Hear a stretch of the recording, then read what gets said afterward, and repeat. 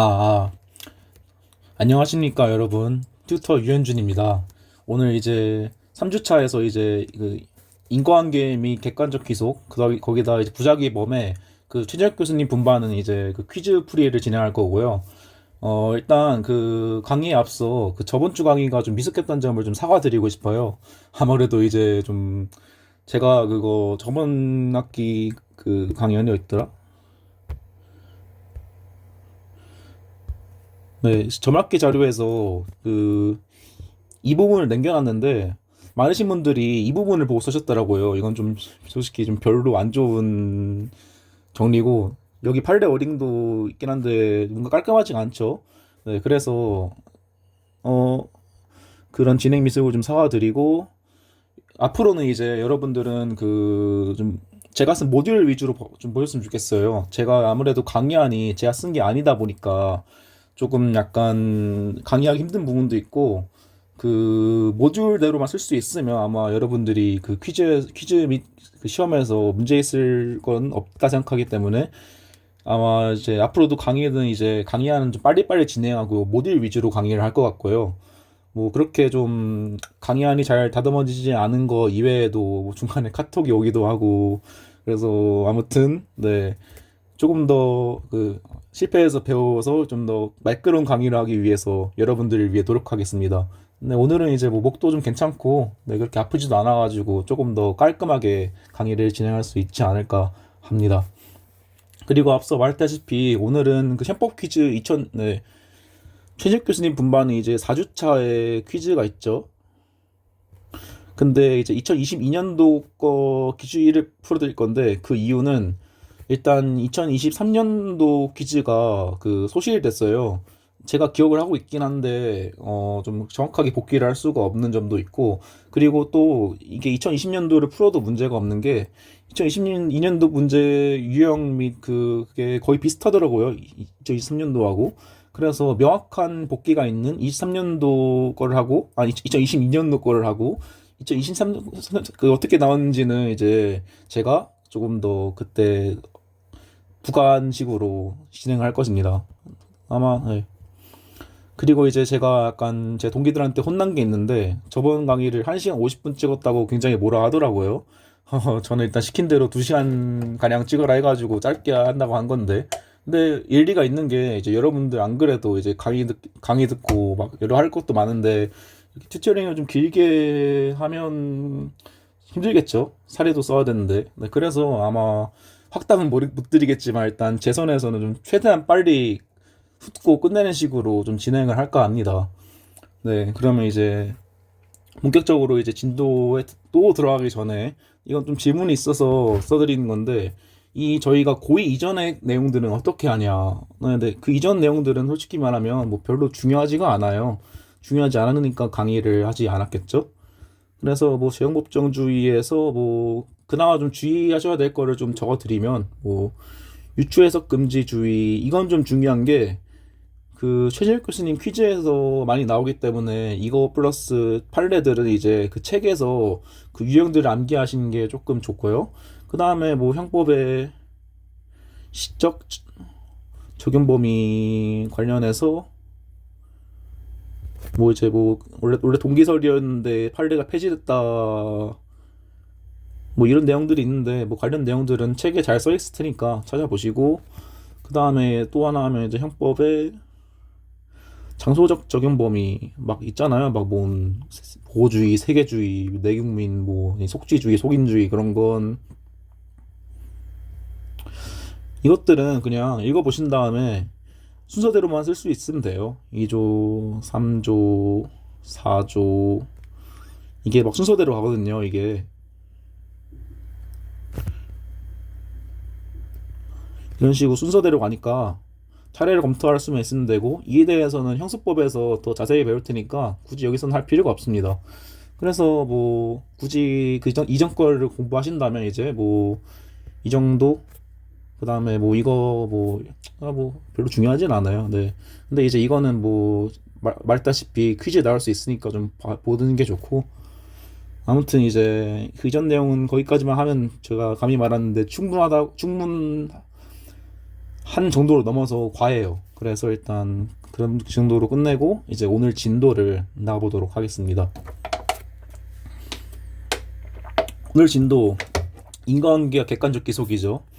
이 부분은 이제 여러분들이 그 좀 뭐랄까 헤매는 처음 부분이기도 해요. 이게 왜냐하면 막 인과관계 막 학설 몇 개 있고 막 객관적 기속에서 막 유형 엄청 많고 막 기본적으로 약간 여러분들이 틀이 안 잡혀 있어가지고 그 뭔가 구조화한 것을 굉장히 어려워해요. 그래서 막상 한번 처음 읽어보면 되게 뭔 소리인지 모르기도 하고.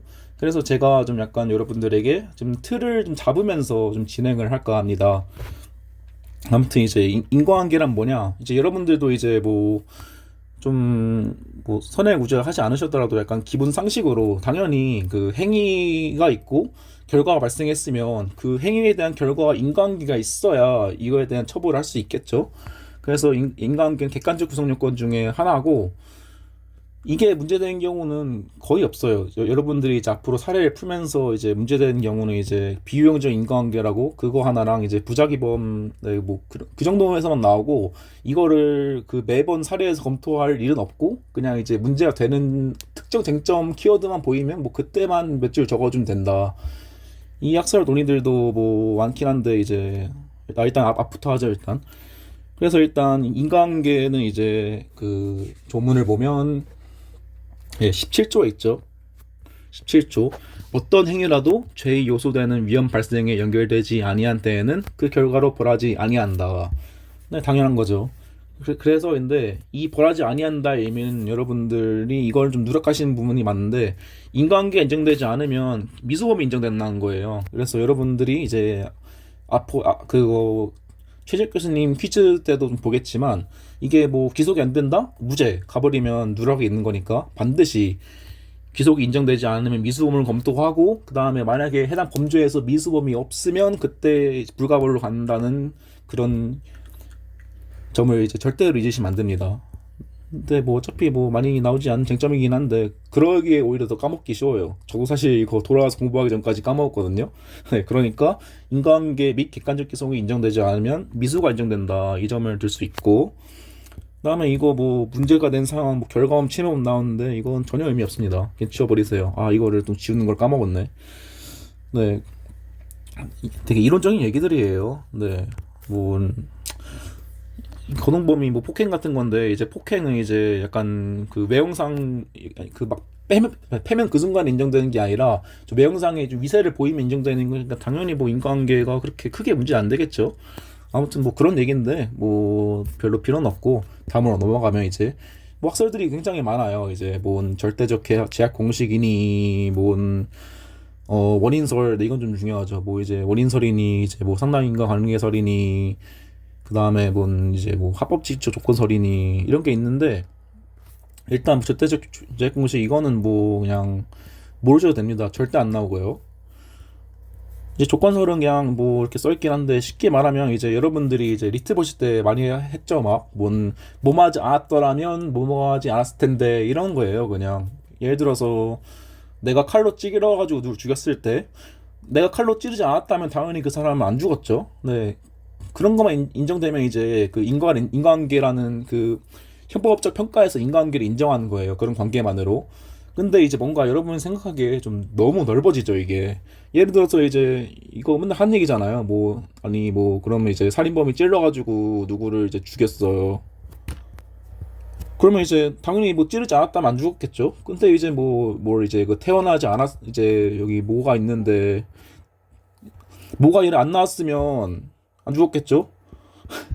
계속 또 이제 앞으로 이제 뭐 이 사람이 엄마의 엄마가 안 나왔으면 안 죽었겠죠. 계속 이렇게 해가지고 결국에 이제 인류 전체에 죄가 묻게 되는 이런 이상의 무한정 확장이라고 하죠 조건설에 이런 경우가 벌어지잖아요. 그래서 그 형법 그 설에서의 그 최대 그 약간 이 문제에서의 과제는 이 조건설을 어떻게 합리적인 부분으로 제한을 하냐 그 부분을 이제 문제의 시발점으로 보시면 될 것 같아요.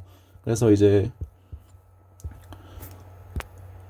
또 좀 피기를 하자면 이제 그 주요 쟁점은 조건설의 합리적인 제한이죠.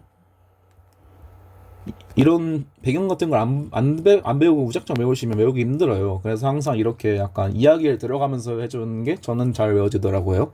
아무튼 계속을 하면 조건설의 합리적 제한이죠. 그렇죠. 이제 왜 이걸 제한해야 되는지는 아까 말씀드렸고, 그래서 이제 이걸 제한하는 게 뭐가 있냐. 이제 합법지적 조건설이 있어요. 이제 이거는 여러분 좀 그 뒤에서 좀 하겠지만 이제 그 이런 조건설을 좀 자연과학적인 범위 내에서 좀 제한을 하자 그런 거겠죠. 그래서 사실 아까 그 찌른 사람이 부모가 얘를 낳은 거하고 그 사람이 찌른 행위랑 좀 자연과학적인 인과관계는 뭐 없겠죠. 네, 논리적으로는 있을 수 있는데, 네. 그래서 그런 의미에서 이제 조건설이 제한이 되는 거고, 근데 그렇게 해도 좀 넓어요, 이게. 아니, 솔직히 자연과학적인 범위가 뭔지도 모르겠고, 사실 뭐 아까 전에서도 뭐, 사실 뭐, 생물학적으로 낳지 않았으면 뭐 그것도 자연과학 아닌가라는 생각도 들죠. 그래서 또 필요한, 또 이제 한 단계 또 학설이 발전한 게, 여기다가 이제 객관적 기속 이론이라는 거를 추가합니다.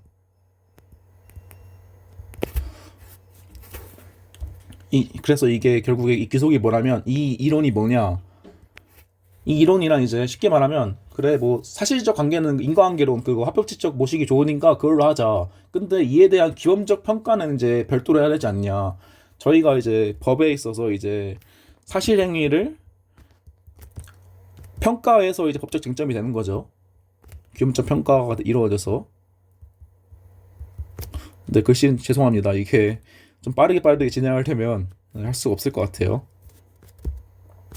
저 이미 네, 그런 의미에서 네, 이런 사실은 이런 뭐 사실 같은 사실에서 인과관계는 그냥 거의 인정되는 걸로 보고 이제 그것이 이제 어떤 의미가 있는지 어떤 법적 의미를 있는지 인정할 때 이 이 기본적 평가로서 귀속 이론을 제시하는 겁니다. 그래서 좀 더 정리를 하면 이제 범위가 어떻게 되죠? 이제 뭐 조건설에서 더 좁아지고 이거에서 이제 이거 플러스 이제 귀속 이론이 더해지면 더 좁아지겠죠. 그러면 이제 어느 정도 이 족간설의 무한정 인과가 나름 합리적인 부분 내로 이제 범위에 들어오겠죠. 이를 위한 것이 결국에 인과관계 및 객관적 귀속 이론의 핵심입니다. 이런 배경을 알고 계시면 이제 더욱더 이해가 쉬워요. 그리고 이제 여기 판례가 기껏 주장하는 이 상당 인과관계설이 뭔가 그냥 정말 쉽게 말하면 그냥 이거 뭐 두 개 합쳐가 이거 합쳤는데 내 맘대로 보겠다는 거예요. 여기 보시면 이제 뭐 사회 일반 경험치상 상당한 연관관계가 있는 경우라고 하죠. 다시 말하면 판사 맘대로 하는 거죠. 그래서 사실 판례는 이제 그런 앞으로 우수할 인과관계 이론들과 객관적 기속 이론들을 굉장히 막 혼용하면서 씁니다. 근데 그래서 이거를 이제 어떻게 봐야 되냐? 이제 이건 당연히 아까 이걸 약간 제가 이거의 내용을 정리해 놓은 거고 그래서 이제 우리는 이제 우리 입장에서 어떻게 써야 되냐? 당연히 이제 여러분이 이제 만약에 판례 입장대로 상당한 인과관계설, 상당하네, 인과관계 있네라고 끝내면 쓸 게 없습니다. 당연하죠.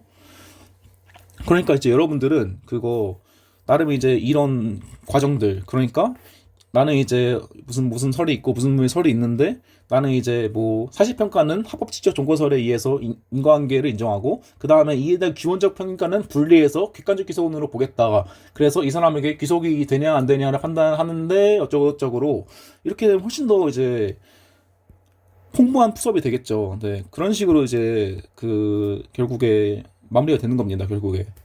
그래서 이제 사실 이제 인간관계에 대해서는 제가 말씀드린 건 정도만 알아도 돼요. 이제 뒤에는 이제 세부적인 판례 정리겠죠.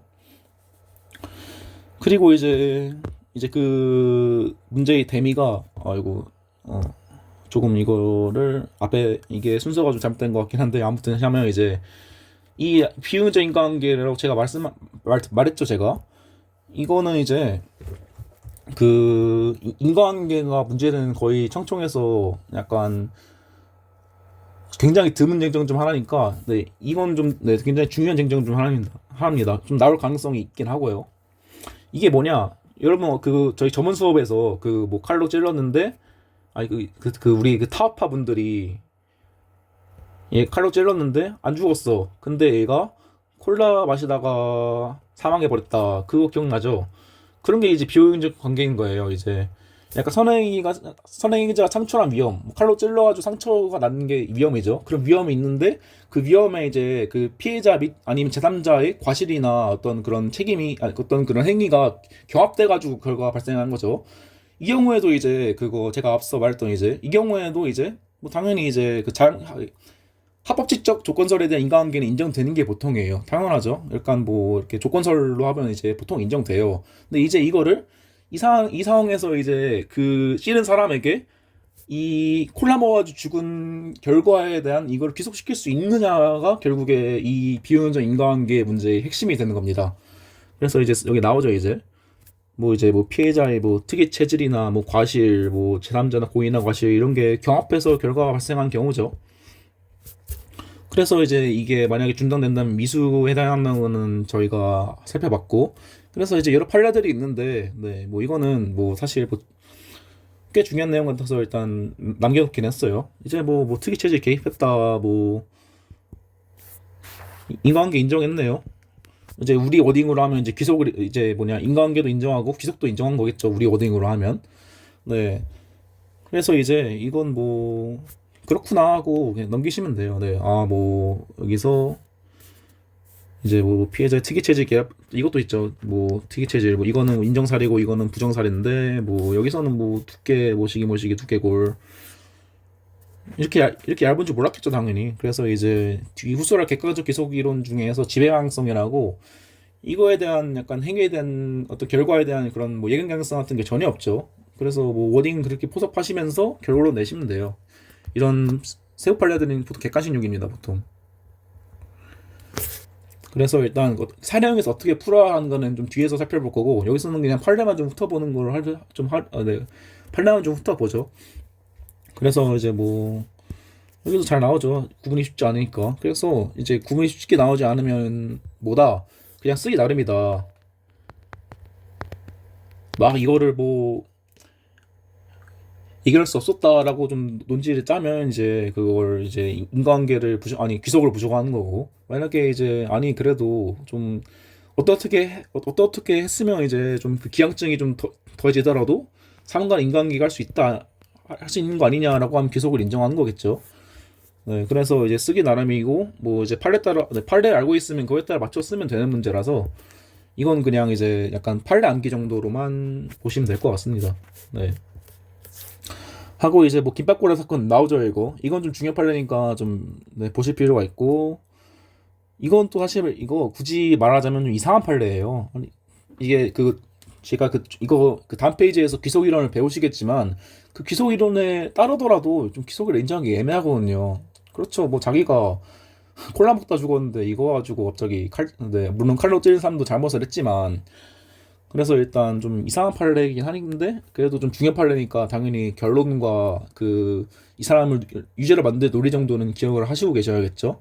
그래서 뭐 이렇게 뭐 이어지네요. 네, 좀 중요 판례라서 네, 읽어보시고 네, 제가 빨리 진도를 나간다 했죠. 이제부터는 이제 뭐 그리고 제3자의 의사 수술 지연 이게 그래서 뭐 저희가 이따가 이제 좀 뒤에서 할 얘기를 좀 빨리 말해야 될 것 같은데 보통 이제 이거에서 제3자 또는 피해자가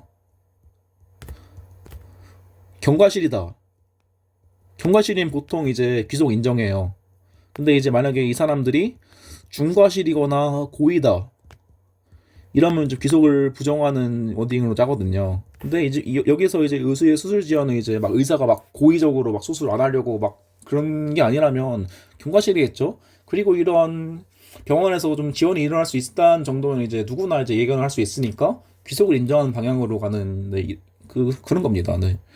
그래서 이제 이 사안에서도 이제 인과관계 인정했죠. 네, 보통 판례는 이제 의사의 과실이 개입된 경우에는 좀 그거를 인과관계를 인정하는 경우가 많더라고요. 그래서 이제 뭐 통상적으로 일어날 수 있으니까 의사의 고의 또는 중과실로 사망한 게 아닌 이상 인과관계를 부정하기 어렵다. 그렇죠. 사실 뭐 굳이 약간 그 수로 비교하자면 인과관계 인정한 판례가 더 많고 더 보통 인정을 합니다, 보통은. 근데 이제 그러면 여러분들은 부정한 판례를 좀 외우셔야겠죠, 당연히. 더 수가 적으니까. 이런 식으로 공부하는 겁니다. 네, 뭐 어렵지 않아요. 아무튼 이제 뭐 계속해서 뭔 역과산 이거 뭐 네 이거 세 개 다 읽어보세요. 네 그런 게 있구나 하고 이제 물론 이제 이거 말고도 이제 여러분들 책에 있잖아요. 뭐 네 그 제가 아까 말씀드린 뭐 히로진저의 판례 잘 정리되어 있으니까 그것들 한번 쭉 읽어보시면 돼요. 네 그냥 그래서 뭐 이런 경우에는 뭐 그랬구나 해서 뭐 객관식 욕 또는 이제 뭐 약간 사례형에서 만약에 아는 판례 나오면 좀 아는 척하는 용? 그 정도로 그냥 판례만 읽어보시면 되고 여러분들의 중요한 건 사례형이니까 아무튼 읽어보세요. 네. 그리고 이제 여기 네, 이거에 대한 설명이 더 먼저 이루어졌어야 됐는데 그래서 이제 합법지적 연관 합격 아니 합법지적 조건설이 뭐냐 합법지적 연관이 있어야 된다. 아 정말 도움되는 설명이죠. 네. 이게 그래서 결국엔 그냥 이건 뭐 그냥 자연과학적 연결이라 보시면 돼요. 그럼 자연과학적 연결은 무엇이냐? 저도 모르겠어요. 네, 아무튼 그렇대요. 네, 그래서 본 여기 있네. 뭐 당대의 지식 수준을 알려주는 법칙적 관계래요. 네, 근데 이거에 저희가 일단 인과관계 판단과 기속의 판단을 달리한다고 했잖아요. 보통 인과관계의 판단을 인정하는 게 보통이에요. 네, 그래서 이제 저희가 뒤에 쓰겠지만 무슨 뭐 모모가 유일한 원인일 필요가 없다.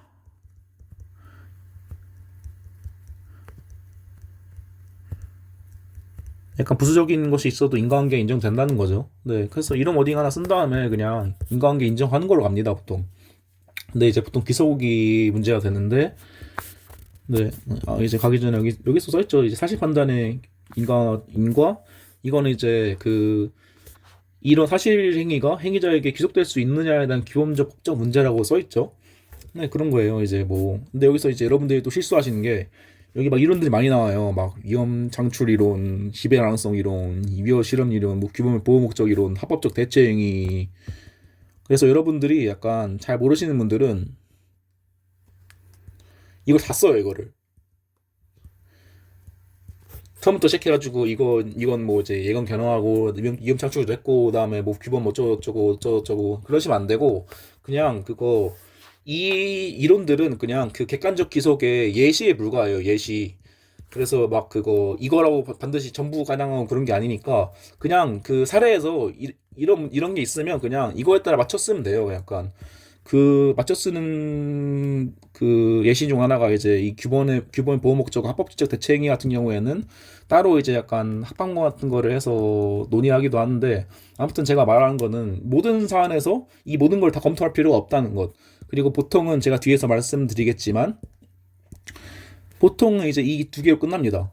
네. 그 행위자의 행위가 위험을 창출하는데 이러한 위험이 계속 이어져 가지고 결과를 실현시켰는지 아니면 그 위험과 그 결과 사이에 인과가 단절되어 가지고 이 사람에게 더 이상 기속을 인정할 수 없는지 네, 그 정도의 워딩으로 포섭이 가능한 게 대부분이고 아 이거 왜 줬지? 아씨 그냥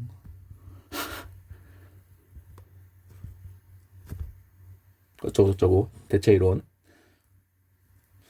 보통 이제 그런 거를 하시면 되고 이제 이 두 경우에는 보통 판례가 너무 뻔하게 있어요. 네, 이거는 뭐 이제 뭐 교통사고 실내워치 같은 건 들어보신 적 있을까 모르겠는데 뭐 이런 거 관련이는지 이거는 이제 뭐는 이제 수술 전에 기능 검사나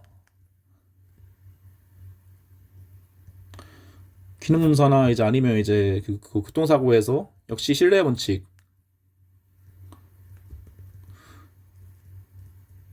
뻔한 판례들이 있으니까 그 뻔한 판례가 나오면 그냥 이거 쓰시면 되는 거예요, 그냥. 네. 그래서 제가 하고 싶은 말이 뭐냐 객관적 이론 객관적 기송은 결국에 규범적 판단에 대한 문제이고 이거에 대해서는 전부 쓸 필요 없이 그냥 보통에는 이제 위험 창출 이론과 위험 실현 이론에 대한 워딩가로 이제 간단 포섭하면 이제 끝나는데 만약에 이제 합법적 대체행위 이론이나 아니면 보호 목적 이론에 대한 판례가 보일 경우 그 경우에는 이제 그 특유의 판례 법리와 학설 같은 걸 써주면 끝나는 문제다라고 정리가 되겠네요. 이제 이거는 뭐 읽어보세요. 이거는 이제 뭐 이걸 어떻게 해석할 게 어떻게 된 건데 이거는 뭐 별로 안 중요하고 이게 중요합니다. 네, 이거 제가 아까 까먹지 말라고 했죠. 미수 성립 가능하다고. 이거 잊으시면 안 돼요. 특히 최재 교수님 분반은 아마 이거 쓰는 게 보너스 포인트로 들어갈 건데 그에 대해서는 그거 나중에 말하겠습니다. 어우 진도가 굉장히 빠르네요. 아주 만족스럽습니다. 이제 25분인데 이제 투자기보험을 네, 좀 네, 좀 그래도 제 발음을 위해서 좀 쉬었다가 가도록 하죠.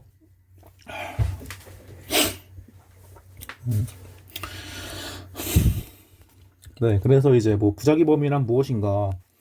이 부작위범은 이제 약간 지금 로스쿨 2학년이나 3학년생도 잘 모르는데 이게 조문에 있어요. 형법 제18조에 이제 어디 보자. 위험의 발생을 방지할 의무가 있거나 자기의 행위로 인하여 위험의 발생의 원인을 야기한 자가 그 위험 발생을 방지하지 아니한 때에는 그 발생 결과에 의해서 처벌한다라는 조문이 있고요.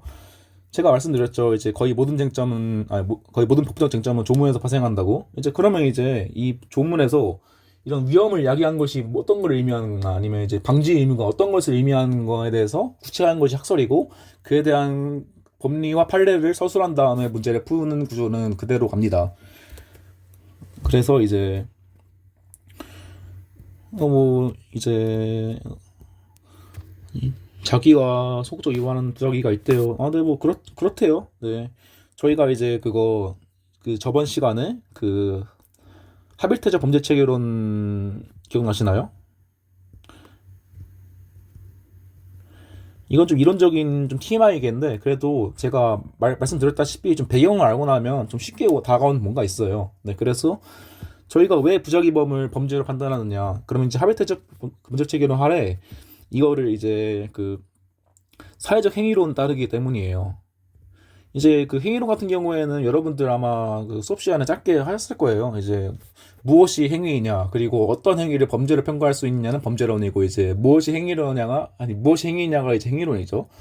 행위가 아니면 당연히 범죄가 아니에요. 네. 근데 이제 사회적 행위론은 무엇이냐, 이제 사회적 행위론이란 결국에는 그 약간 사회적으로 중요성을 그 인간의 행위로서 사회적으로 중요성을 지니는 모든 행위는 다 이제 그 법적 평가의 그 교문적 평가의 대상이 될 수 있다는 소리예요.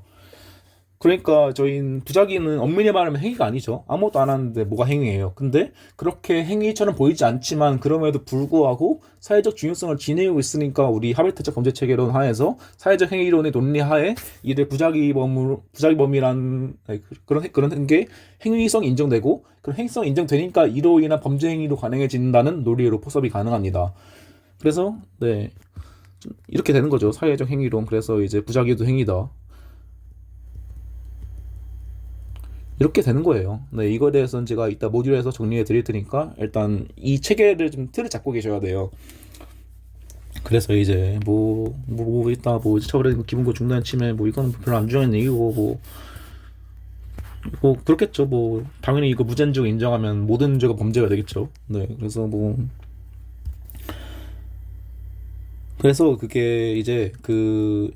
이게 이제 그 진정 부작위범과 부진정 부작위범이 있어요. 근데 그 진정 부작위범은 그 여러분들이 이제 앞으로 공부하실 거에서 거의 딱 하나 있다고 보시면 돼요. 여기 그 태거 불응죄인데요. 야, 그거 너 왜 우리 집에 있어? 나가. 안 나가. 이게 태거 불응죄입니다. 네. 부작위 자체가 구성 요건에 있죠. 그래서 그 태거 불응죄 같은 경우에는 별도로 뒤에 배울 모시기를 할 필요 없이 그냥 부작위 자체만으로 범죄가 성립하기 때문에 이거에 대해서는 그냥 짧게 포섭하고 끝내시면 됩니다. 근데 문제는 이제 이걸로 했냐? 부진정 부작위범이 제일 문제가 되죠. 부진정 부작위범이란 뭐냐? 근데 말 그대로 부진정이에요. 결국에 자기범의 행태를 부작위에서 실행하는 걸 부작위범이라고 합니다. 제가 그 전에 저희 그 사례 채점에서 말하는 이제 차로 치고 와서 도망갔을 때 이 도망간 행위 자체로 이제 만약에 도망감으로써 살인죄의 구성 요건을 취할 수 있다면 그에 대한 부작위범 인정했죠. 그런 겁니다. 그래서 이게 두 개의 구별 기준에 대해서 학설이 있는데 이건 전혀 안 필요하니까 그냥 일단 넘어가시고 왜냐하면 그냥 대부분 부진정 부작위범이에요. 네, 이거를 구분하는 쟁점은 절대 안 나올 겁니다. 아무튼 그래서 대부분 부진정 부작위범이다.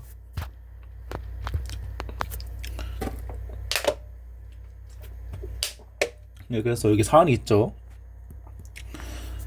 교월 바닥에 쓰러진 A를 보았으나 내 할 바 아니야. 이제 사망하였다. 이 경우에는 이제 뭐 문제 이게 뭐 이제 이 경우에는 당연히 이제 네, 당연히 이제 그거 저희가 뒤에 배우겠지만 이런 부작위범을 성립하기 위해서는 부작위범의 특유의 요건으로 보증인지가 있어야 되는데 그 보증인지는 판례에 따르면 어 법령, 계약 이제 아니면 이제 그 선행행위 또는 이제 그 사회생활상의 조리 등으로 성립할 수 있는데 이 경우에는 이제 당연히 뭐 조리도 인정할 수 없고 이제 저희 2절에 배운 이제 고의도 인정하기 좀 애매하고 그 다음에 이제 뭐 이런 뭐 보증인지도 없고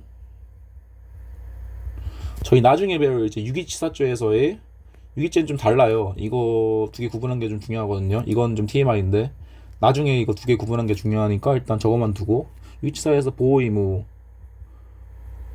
이거는 법령이나 계약에만 한정하거든요. 왜냐? 법에 써 있어요. 제가 뭐라 말했습니까?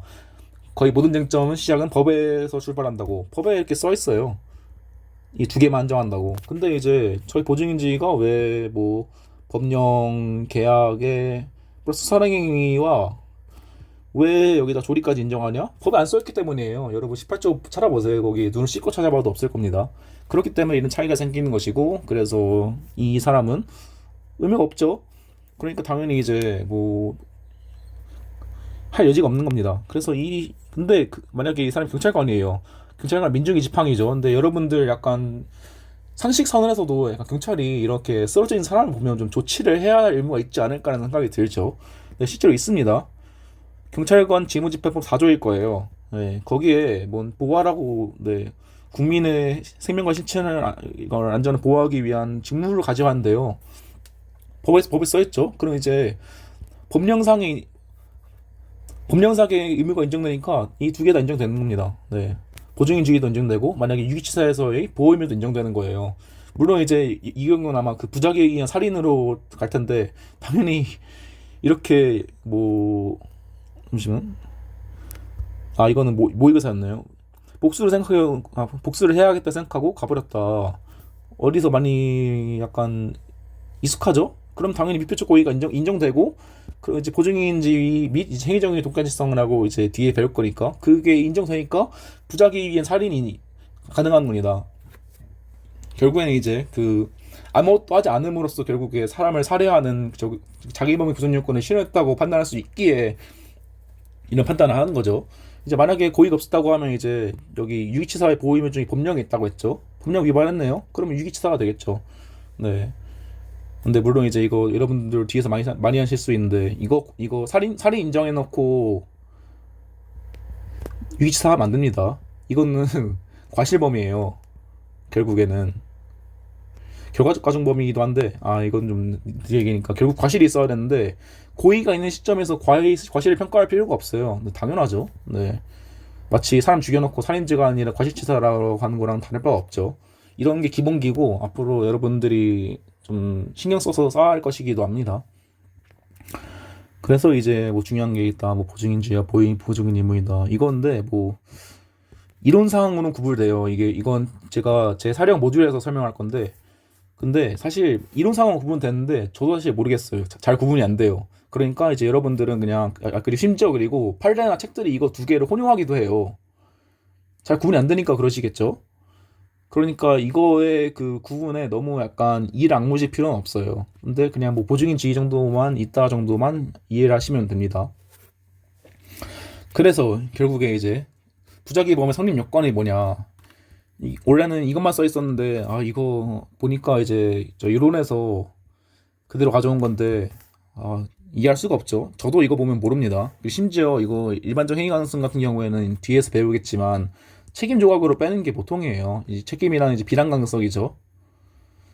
이게 그 구성 요건에 해당하고 위협했는데 책임이 없으면 처벌할 수 없잖아요. 근데 책임은 비난 가능성이고 아니 어떻게 이 사람한테 그거 나는 이제 서울에 있는데 갑자기 저기 남쪽에 있는 애 부활할 수 있겠어요. 당연히 이제 개별적 행위 가능성이 없으니까 책임 조각되는 거로 뺍니다 보통. 네 그래서 막 이거 가지고 막 무슨 뭐 물론 이제 이렇게 뭔 이제 부작위범을 구성 요건에서 뺄 수도 있겠지만 여러분 뭐 그렇게 실익도 없고 책임을 뺀다는 것도 틀린 말 아니거든요. 그래서 이거는 그냥 이거만 보세요. 이 두 개는 이거만 보시고 이걸 좀 그래서 좀 간단하게 정리한 게 이거예요.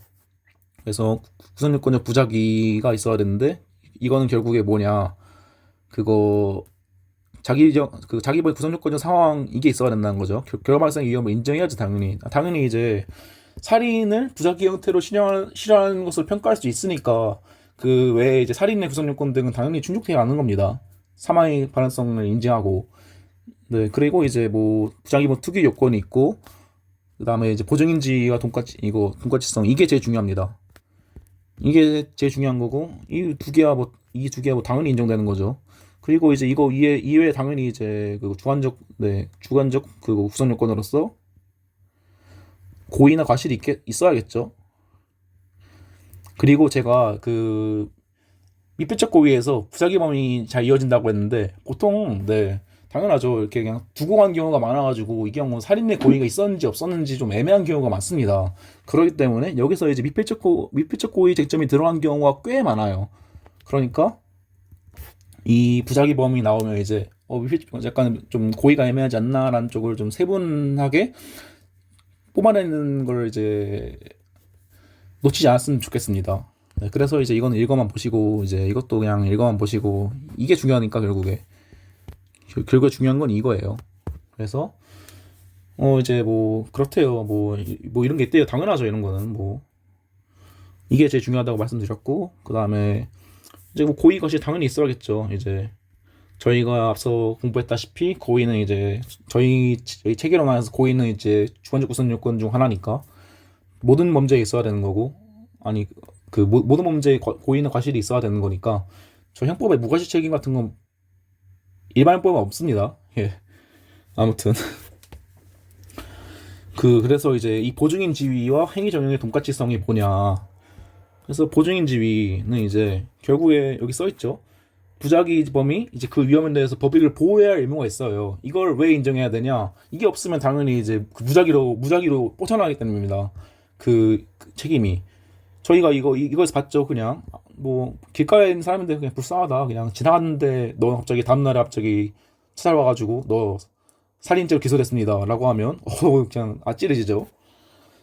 그래서 이런 걸 인정하는 겁니고 이거는 이제 뭐 읽어보세요. 네, 이게 그거 추술하겠지만 세월호 판례인데 부작위범에 대해서 정말로 잘 정리해놓은 판례니까 이건 읽어보시고 저는 이제 빨리 진도를 나가기 위해서 그래서 결국에 이제 그렇게 그 부작위범에 대해서 부작위범에게 위협에 대해서 보호해야 할 의무가 무엇이냐 그 보호 의무의 발생 근거가 더 중요하겠죠.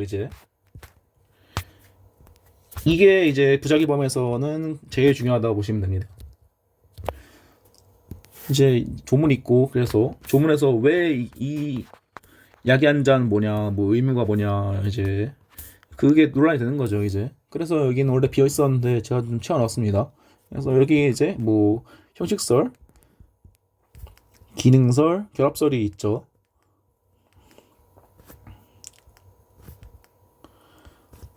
그래서 이것이 뭐냐 이게 그거고 형식설은 말 그대로 형식에 의해서 이제 이건 법령, 계약, 선행행위나 이제 조리 등이 있으면 이거에 의해서 자기 의무를 인정한다. 그냥 말 그대로예요. 형식적인 발생 근거를 중심으로 자기 의무를 확정하는 거고 그 다음에 이제 기능설이란 뭐냐 이건 이제 이게 형식설이면 당연히 이제 이거 실제적이겠죠. 그래서 약간 그 기본적 평가를 통해서 이것이 실제적으로 이 사람이 보호 의무가 있냐 또는 안전 의무가 있냐로 이제 자기 의무를 확정하는 건데 그래서 이제 보호 의무와 안전 의무가 뭐냐 이거는 좀 그림을 그려서 설명할 수가 있어요. 아마 이제 최윤 교수님이 비슷한 그림을 그려주실 것 같은데 여기에 이제 그거 보호받아야 할 그거 유호 부여자라고 하면 좀 어려우니까 여기 보호받아야 할 사람 A가 있어요. 그리고 이 사람을 지켜야 하는 이제 뭐라고 일단 뭐냐 좀 더 빠르게 좀 더 잘하기 위해서 여기 아들이 있고 여기 아버지가 있다고 칩시다. 그래서 이제 아버지는 이 아들에 대해서 이 그 친밀한 관계 있잖아요. 약간 친밀한 공동체적 관계 그거에 의해서 밖으로부터 나오는 위험을 막아줄 의무가 있어요. 이제 이거를 외부에서부터의 공격을 보호 의무라고 합니다. 외부에서 오는 걸 막으니까 보호 의무죠. 반대로 이제 얘가 이제 이상한 짓 안 하나 감시할 의무도 있겠죠. 그래서 이거를 외부에서 아니 그 내부에서 외부를 보호하는 것을 이제 이거를 감시 의무, 다른 말해서 안전 의무라고 하는 겁니다. 이걸 아들라 하니까 좀 이상한데 이걸 뭐 개로 해보죠. 개 키운 개의 목줄을 잘 채우고 임하기도 하고 있어야 이제 그런 의무를 다하는 거죠. 근데 그런 의무가 요구되고 그런 의무를 할 수 있는 거죠. 그렇게 해야. 그래서 이제 뭐 밖에서부터의 적극적 보호로서 이제 보호 의무가 있다. 그 다음에 그 사람을 내부에서부터 밖으로 이상한 짓 안 하게 감시할 안전 의무가 있다. 이 두 가지 정도만 알고 계시면 됩니다. 그리고 어차피 그 사례에서는 그냥 그거 이런 그냥 일반론에 의해서 한 줄 포선만 할 수 있으면 되기 때문에. 그리고 이제 결합선은 뭐냐, 이 두 개가 이제 서로 대비되는 관계가 아니니까 이거 두 개를 합해서 판단하자는 겁니다. 그래서 이제 판례는 이제 이게 형식적인 입장에서 이게 써있죠. 이제 법률행위, 선행행위는 이러한 경우는 물론이고 기타 신의상실이 원칙이나 사회상 규상, 조리상 자기가 기대는 경우도 자기 이감이 있다. 그래서 이제 저희가 이걸 약간 네 개로 잘라가지고 공부를 하는 거예요. 근데 이제 그래서 저희가 결합실의 논거는 뭐냐, 이렇게 보면 너무 내용이 없고 기능설만 보면 이게 너무 좀 모호하기도 하고 너무 범위가 넓어지니까 이거를 약간 실질적으로 판단을 하면서도 이제 범위를 좀 제한하자라는 게 이제 결합설의 논거예요. 이제 여러분들이 취해야 할 논거기도 하고요. 그래서 네 뭐 결합설 및 통설은 이제 이거를 결합해서 판단하고 있다. 그리고 제가 알기로 최재혁 교수님도 이거를 결합설을 지지하신 걸로 알고 있습니다. 그래서 이제 뭐 판례가 뭐가 있냐? 네, 뭐 판례가 있네요. 어디 보자. 이건 좀 약간 특이한 판례예요. 이거는 사실 보호의무라기 그 부작위범에서의 보호의무라기보다는 유기치사죄에서의 보호의무가 문제되는 사안이거든요. 그러니까 쉽게 말하면 이것도 그냥 이건 좀 TMI로 흘려 들으세요. 이거는 이제 그 여러분들이 뒤에서 배울 거나 좀 이어서 설명할 거기 때문에 제가 이제 유기치사죄의 보호의무는 이제 이 판례와 다르게 법령과 계약으로 한정된다고 했죠. 이유는 법이기 때문이고. 근데 이제 그래서 이 구조가 어떻게 되냐? 첫 번째는 이제 그거 이 사람에게 업무상 과실치사죄가 있나? 과실치사. 근데 여러분들이 이제 그 약간 그 귀속 이론에서 그 약간 뭐냐 신뢰 원칙이라고 그 객관적 주의 의무의 범위를 줄여주는 원칙이 있어요. 그래서 이제 주의 의무가 범위가 줄어들면 그만큼 이제 이 사람에게는 이제 범위가 줄어드니까 과실이 안 되겠죠. 과실이 안 되면 이건 이제 당연히 무죄가 되는 겁니다. 근데 그렇게 해서 그렇게 해서 이거 책임을 인정되지 않는다 하더라도 이 사람에게는 이제 저희 그거 법률상의 이제 보호 의무가 문제된지에 대해서 저희 도로교통법에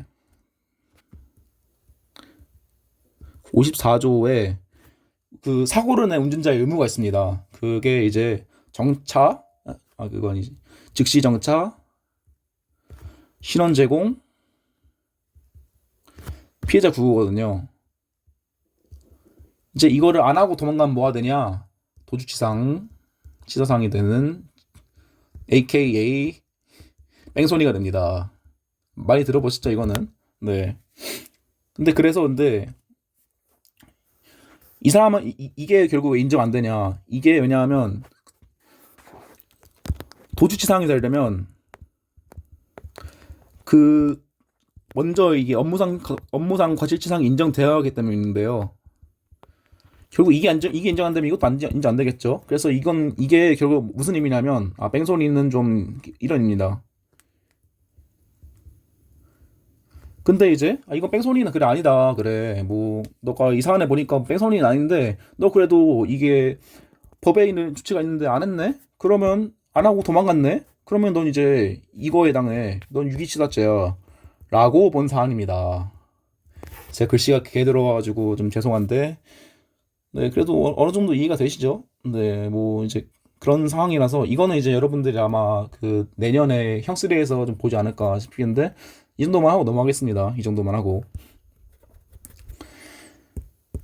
네, 그리고 이해가 안 가시는 분은 제가 늘 말씀하지만 아무 약간 지금 전혀 알 필요 없으니까 좀 길러 들으시고 조금 이해가 간다 싶으신 분만 좀 주의 깊게 들으시면 좋겠습니다. 그리고 그냥 뭐 이해 안 가시는 분도 좀 듣기만 하고 있으면 나중에 이 내용이 나왔을 때 좀 공부하기 쉬우니까 아니 그 공부하기 쉽다기보다는 어디서 들어봤는 데가 좀 중요하거든요. 그래서 뭐 흘려 들으시면 됩니다. 그냥. 근데 아 이런 게 있구나. 이런 게 있구나. 아 아무튼 이제 넘어가면 이제 이거는 저희가 그 지난번에 말한 거죠. 이제 교사가 이제 뭐 창고인가 집에 감금해 놨는데 이제 얘가 탈진해가지고 이제 무슨 바깥에서 먹으려고 침 질질 흘리고 그 상황인데 당연히 부작위인 살인이 되겠죠. 네. 이 사람은 이제 이 경우에는 이제 그거 일단 그 아마 교사죠. 이 사람이 교사라는 그 법적 및 계약상 그거 교사로서 학생을 보호해야 할 법적 및 계약상의 의무가 있고 그 다음에 이제 선행이 이 사람을 잡았잖아요. 그거 그 학생을 되게 위협하게 잡아가지고 감금한 그 위협한 선행이 있기 때문에 그 보증인지가 인정됨에도 불구하고 얘를 죽게 내버려뒀다 하는 것은 결국에 이거는 이제 그 자기에 의한 살인, 그러니까 찔러 죽인 거나 별 차이가 없죠. 그렇게 볼 수 있어요. 그렇게 볼 수 있기 때문에 부작위에 의한 살인을 부작위에 의한 살인죄를 구성한다. 그리고 이제 여기서 또 이제 분명 까먹으신 분 있을 거예요. 고의가 있냐? 없죠. 아니 그 고의가 아니 없대. 당연히 고의가 있죠. 아니 얘가 그거 막 침 질질 흘리면서 막 뭐 죽으려고 하는데 그냥 이거 뭐 바카스 먹네. 못 먹고 침 흘리네. 그냥 가. 그럼 당연히 그 결과의 발생을 내심 용인하는 의사를 인정할 수가 있는 겁니다. 그래서 좀 확실히 수업을 좀 하니까 정신이 나가네요. 아무튼 그래서 이거는 이제 두 개 다 물어봤으니까 리니케 했으니까 뭐 나온다고 하네요. 네, 나오겠죠.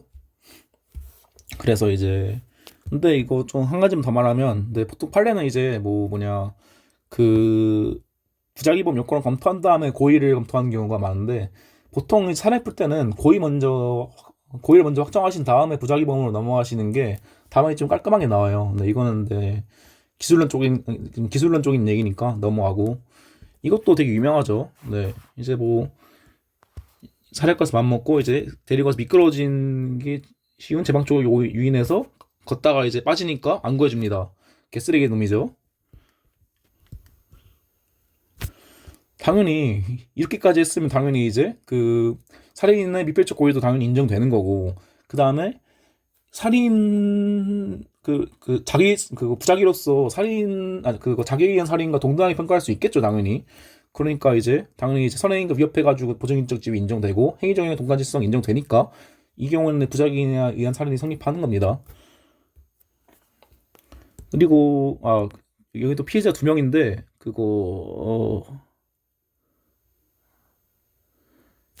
피자 2는 그냥 직접 죽였네요. 미친놈이네. 그래서, 예. 아무튼, 이 경우에도 부작위인 살인범이 인정된다. 그리고 행위정의 동격성이 무엇이냐. 근데 이건 그냥 말 그대로예요. 그냥 그거, 부작위가 자기에 의한 법이치나 그 동등한 가치가 있는 것이라서 그 범죄의 신행위를 평가할 만한 것이었다면, 뭐 이제 동일하게 부작위범을 처벌할 수 있다. 그러니까 이게 말 그대로 그거죠, 이제. 부작위 행태가 너무 심해서 이거를 자기의 행태로 볼 수 있을 만큼 그 행위 정형의 동가치성이 있어야 이제 되는 거죠.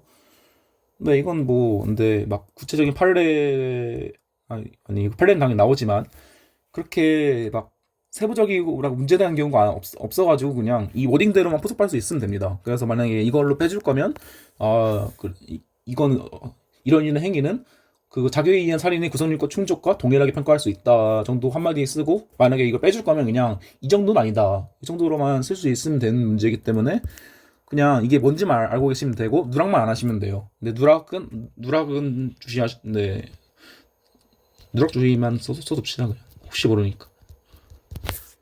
아무튼 근데 이제 이 뒤에 내용들은 다 리딩 케이스들이에요. 네, 뭐 보람병 사건 네, 그 아시죠? 네, 많이 들어보셨을 것 같은데 그 전에 이제 이걸 설명해야 되는데 자기와 부장의 충돌 문제가 있어요. 사실 이 사안은 좀 적절한 사안이 아니긴 한데 아무튼 이게 사실 이게 막 부작위범인지가 애매할 경우가 좀 많아요. 네, 예를 들어서 그거 자기가 부자기가 동시인 경우가 많거든요. 음, 뭐 이 경우도 그렇죠. 이제 의사가 이제 뭐냐 그 처해 요청에 따라서 치료 중단하고 퇴원 조치를 하는 거 이제 인공호흡기로 제거했는데 그러면 이제 호흡기를 제거해서 죽인 걸로도 볼 수 있고 그런 자기겠죠. 그 다음에 이제 치료 행위를 안 함으로써 죽은 것으로 볼 수 있겠죠. 그럼 부작위범이죠. 이런 식으로 두 개 동시에 혼자인 경우가 굉장히 많다기보다는 모호한 케이스들이 몇 개 있고 음, 또 예를 들자면 이제 뭐 그 저 이전 사례 푼 거 있잖아요. 고의로 이제 몽둥이로 머리를 패버린 다음에 이제 그냥 도망간 거. 그건 이제 그 두 가지가 혼자인 거죠. 이제 몽둥이로 머리를 패버린 자기가 그 다음에 이 사람이 죽게 내버려둔 부자기가 혼자인 거잖아요. 그래서 그게 충돌이보다는 이제 두 개 구분 문제가 생기는데 저희 판례는 이제 자기 우선의 원칙입니다.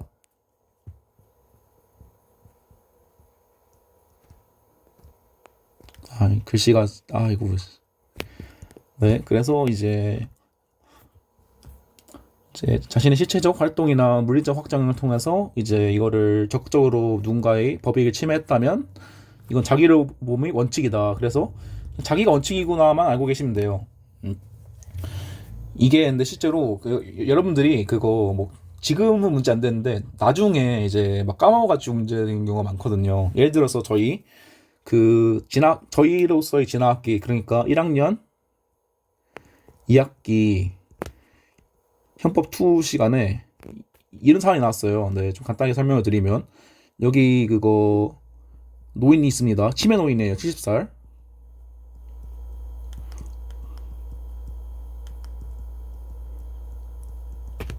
여기 근데 이제 그거 간호사 있겠죠. 당연히 간호사가 있는데 이 사람이 밥을 안 먹으니까 너무 화가 납니다. 그래서 밥으로 나온 떡을 그냥 목구멍에 쑤셔 넣어요. 떡을 막 쑤셔 넣고 그냥 휙 가버립니다.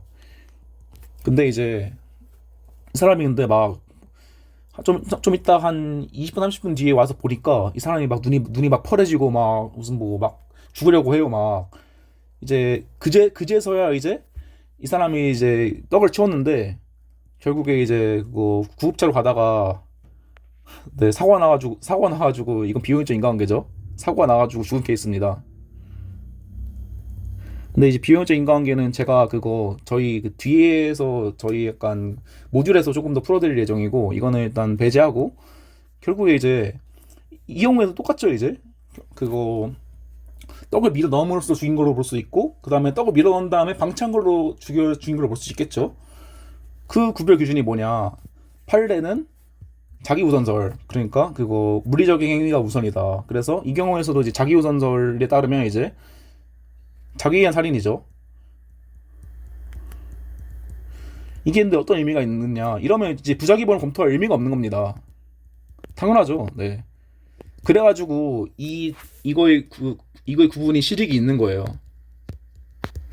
그래서 실제로 이제 그 저를 포함해서 그거 한 이제 100%가 있다면 한 70%는 이제 그거 이거 고의를 못 잡아가지고 유기치사죄로 가고 이제 저를 포함한 좀 아는 사람들은 한 29%는 이제 그거 부작위인 살인으로 왔어요. 이게 왜냐하면 네, 고인 잡았는데 막 부작위범 막 되게 뭐 쓸 게 많잖아요. 막 보증인지도 쓸 수 있고 행위적인 돈가치성도 쓸 수도 있고 이제 소위 이제 점수를 파밍하고 싶은 욕구에 그냥 홀랑 넘어간 거죠.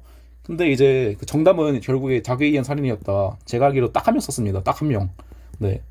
그래서 만약에 이렇게 두 개 혼자인 사안이 나오면 이제 이 자기와 부자기의 구분 기준 판례를 적시한 다음에 그 다음에 이제 내가 어떻게 할 건지 정한 다음에 뒤에 논리구조 짜야 된다. 근데 보통은 부자기로 보는 게 그거 좀 쓸 게 많거든요. 그래서 여러분이 부자기로 가기 위해서 쓸 수 있는 그 논거가 뭐냐. 사실 이게 약간 이게 판례면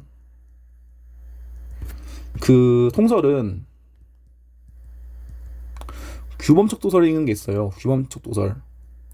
이게 뭐냐? 그러니까 법적 비난의 가능성이 중대한 것을 위주로 자기가 부자기를 판단하는 거거든요. 그래서 이제 이 경우에서는 이제 그 법적 비난성이 더 중대한 이거 버리고 한 이 경우에는 이제 그 밀어넣은 죽인 거니까 이 경우에서는 이거에 의해서라도 이제 자기로 할 수밖에 없는데, 예를 들어서 이제 그 뭐냐 사람을 쳐놓고 도망가는 행위 있잖아요. 그 경우에서는 이제 그 도망간 행위가 결국에 더 주된 비난성 가능성이 있는 거기 때문에 그 경우에서는 이제 그러니까 이제 내가 부작위로 하겠다는 논거가 되겠죠. 그래서 이거는 이제 제가 좀 더 뒤에 모듈에서 조금 더 설명을 해드리도록 하겠습니다. 그래서 이제 이거 구분, 그래서 이제 여러분들이 기억하실 건 뭐냐, 이거 구분 실익 있다. 이게 처음 공부하신 분은 이게 중요한지 몰라요. 그러니까 나중에 그 구분 실익 있으니까 기억을 해두자. 자기 우선설, 이런 판례 같은 거 솔직히 기억 못 해도 돼요. 이것만 기억하세요. 이것만, 자기 우선의 원칙. 그래서 두 개가 혼자할 경우엔 자기 우선이 판례다. 그래서 뭐 이제 판례 입장에 따라서 이제 자기 우선으로 가든 이제 아니면 이제 뭐 그 딴 학설의 이름대로 이제 부작위로 이제 약간 그 법적 비난 가능성이 부작위에 있으니까 난 부작위로 가겠다라고 해서 부작위법으로 가든 이제 그건 여러분들이 쓰기 나름입니다. 제가 다시 말하지만 판례는 정답이 아니에요. 이제 여러분들의 중요한 건 뭐냐, 판례를 알고 있는지 티난 다음에 그 뒤로 이제 얼마나 그 근거를 낼 수 있느냐, 그것이 중요한 것이지 판례 입장으로 따라가는 건 별 상관 없습니다. 아이고, 아무튼 이제 이거는 이제 그 결국에 보라마의 병원이에요. 결국에 이제 약간 부작위한 살인은 당연히 인정되는 거고,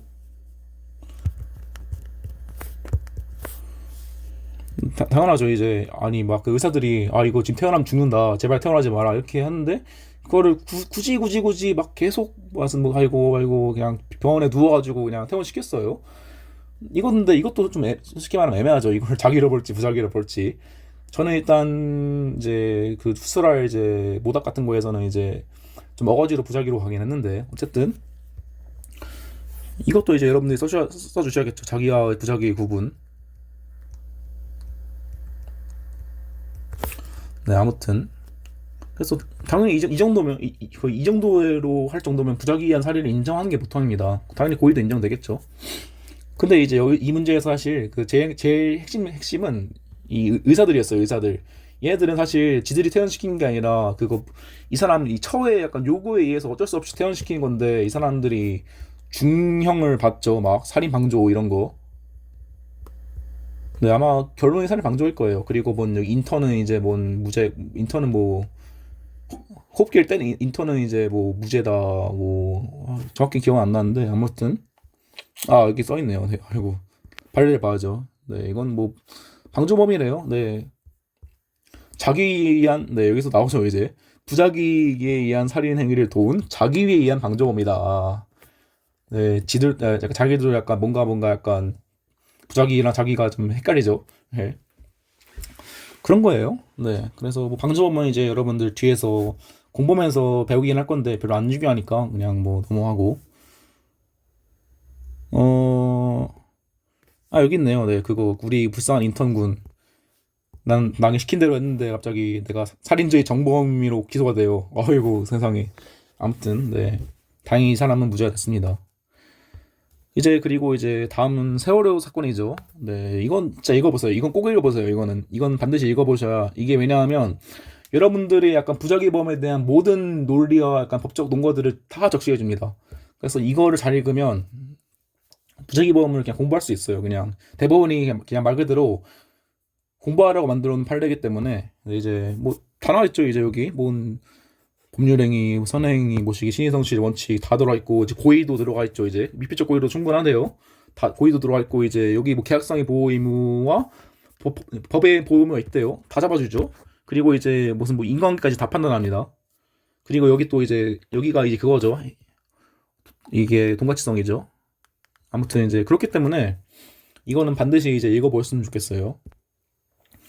이거는 이제 그거 제가 이거에 대해서 그 뒤인 모듈에서 좀 설명할 건데, 그게 이해가 안 되면 조금 보시면 좋겠습니다. 근데 여기도 써 있긴 했는데 몰라도 돼요. 이거 솔직히 지울까 말까 엄청 고민했어요. 여기다가 진짜. 그러니까 이제 이거는 뭐 진짜 그냥 말 그대로 할 게 없다 싶으면 읽어보시고, 뒤에 이제 좀 쉬었다가 모듈로 넘어가도록 합시다.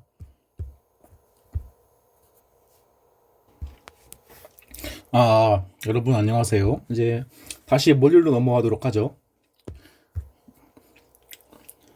확실히 근데 그거 몸이 좀 나으니까 훨씬 낫네요. 이제 여러분들도 몸 관리하는 것도 중요한 공부 중 하나니까, 네, 몸 주의하시길 바랍니다. 그리고 이제 맨날 이제 뭐, 운동도 조금 하시고, 영양제도 드시고, 네, 뭐 이건 뭐 가타부타는 이제 여러분들이 알아서 하실 테니까.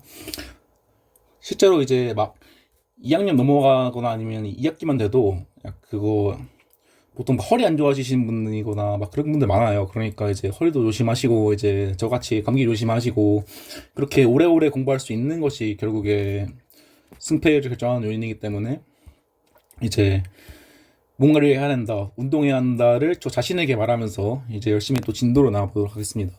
근데 이제 제가 앞에서 얘기들 다 했기 때문에 여기서는 이제 약간 정리 위주로 갈 거예요. 정확히는 이제 앞으로 우리가 배운 내용들을 어떻게 우리 사령 답안에서 현출해야 되는가, 그거를 중심으로 이제 좀 보도록 합시다. 여기 나온 내용들은 이제 좀 그나마 이제 앞에 내용 중에서 중요한 것들, 그 다음에 이제 뭐 미수범 누락하지 말라고 제가 100번 말했죠. 이거 미수범 기억하시고. 그래서 인과관계에 있어서 이제 뭐 이거는 이제 약간 여러분 앞으로 있을 퀴즈에서는 그 조금 그 설명들 더 해주는 게 좋아요. 제가 그 강의에서 했던 설명들을. 근데 이제 이거는 제가 만약에 그런 퀴즈가 아니라 실제 변시에서 이게 나왔으면 난 이렇게 쓰겠다라는 거기 때문에 당연히 앞에가 빠져 있습니다. 이게 중요한 쟁점일 수가 없어요. 그래서 빨리빨리 치고 넘어가는 게 중요하기 때문에 이렇게 했고, 그리고 좀 흥분해서 말이 빨라지는 것 같은데 좀 더 조심하도록 하겠습니다. 그래서 이 조건설 선당인과관계설 합치치 조건설이 있다. 네, 그렇죠. 그리고 이제 당연히 이제 그 판례 어딩 정도는 네, 알고 계셔야 합니다. 그래서 이제 사회 경험상의 행위와 결과사의 개연성이 있을 때라고 하죠. 네, 그래서 뭐 여기서 키워드를 굳이 잡으면 이제 사회 경험상 행위와 결과사의 개연성이겠죠. 아이고 씨. 네. 그래서 이제 왜 우리가 이제 이거 하버치치 조건설과 기성 이론으로 가냐? 그거는 이제 사실 판단과 기본 판단이 엄격하게 분리를 한다는 내용은 저희 배웠죠. 이제 인과는 사실 판단, 기본 판단은 기성 이론으로 이렇게 깔끔하게 정리하는 게 맞다. 판례는 이게 두 개 혼용하고 있으니까 나쁜 놈, 이런 식으로 네, 가는 건데, 좀 줄이면 이제 이렇게 되는 거죠. 두 개는 분리되어 하니까 인과관계는 난 이렇게 하고 결과 기성은 이렇게 하겠다. 짧게 치고 넘어간 거죠. 그리고 이제 그 기속에서 이제 뭐 제가 말했죠. 기속에서는 이렇게 네 가지가 있는데 이거를 모든 문제에서 다 쓰는 게 아니고 경우에 따라 맞춰 쓴다고. 그래서 뭐 1로 쓸 거면 이제 뭐 영향성이 부정된다고 쓴 다음에 이제 천회금 내고, 그다음에 제가 이거를 좀 많이 쓴다고 했죠. 네. 선행이 창출한 위험이 방해받지 않고, 즉 단절되지 않고 실현되었다면 기속이 인정된다.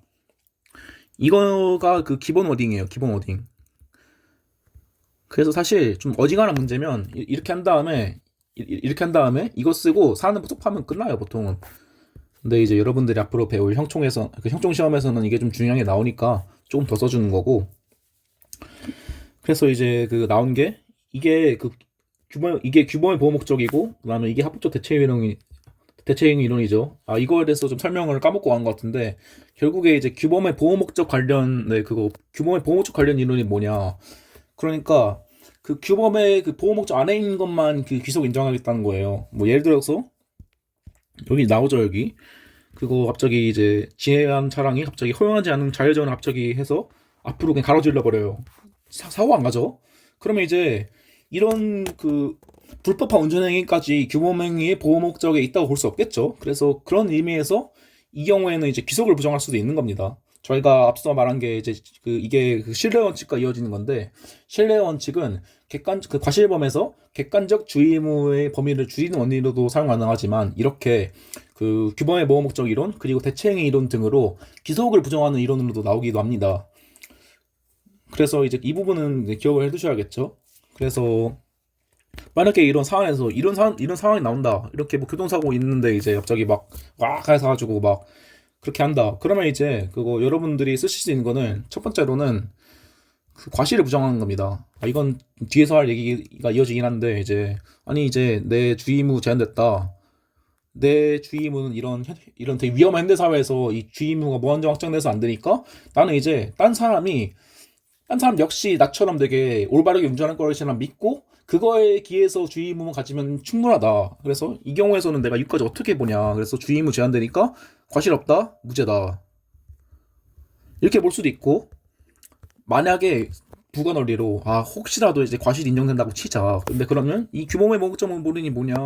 이건 이러한 거는 이제 이런 귀속은 그 규범의 보호 목적 밖이다. 판례도 이렇지 않냐? 그래서 귀속이 부정되니까 제가 뭐랬죠? 무죄로 감시면 안 돼요. 귀속이 부정되니까 미수인데 과실범은 미수범이 없어요. 그러니까 이제 과실범은 그 무죄로 가는 겁니다. 약간 그 논리의 틀을 아시겠나요? 네. 그래서 이건 네, 좀 중요하니까 남겨둘게요.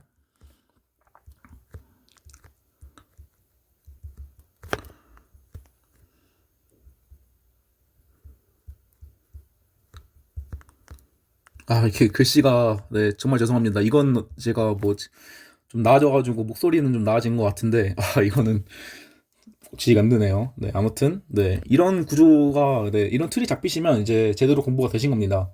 네 이게 잘 안 보여도 당연히 처음에 안 보여요. 근데 계속 보다 보면 보이니까 이제 너무 실망하지 마시고 이거는 이제 저희가 그 대체행위 했을 경우 그 제가 그 이런 대체행위에 대한 그 이론은 언제 써야 되냐 문제 이런 게 나왔을 때죠. 이제 저 수술 전에 이제 기능 검사를 안 해가지고 죽었어요.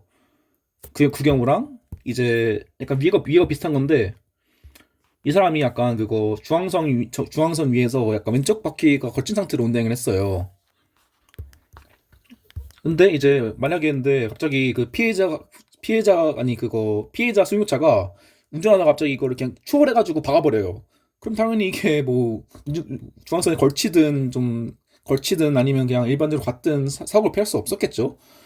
이제 그런 경우에 인정되는 건데 그래서 그렇게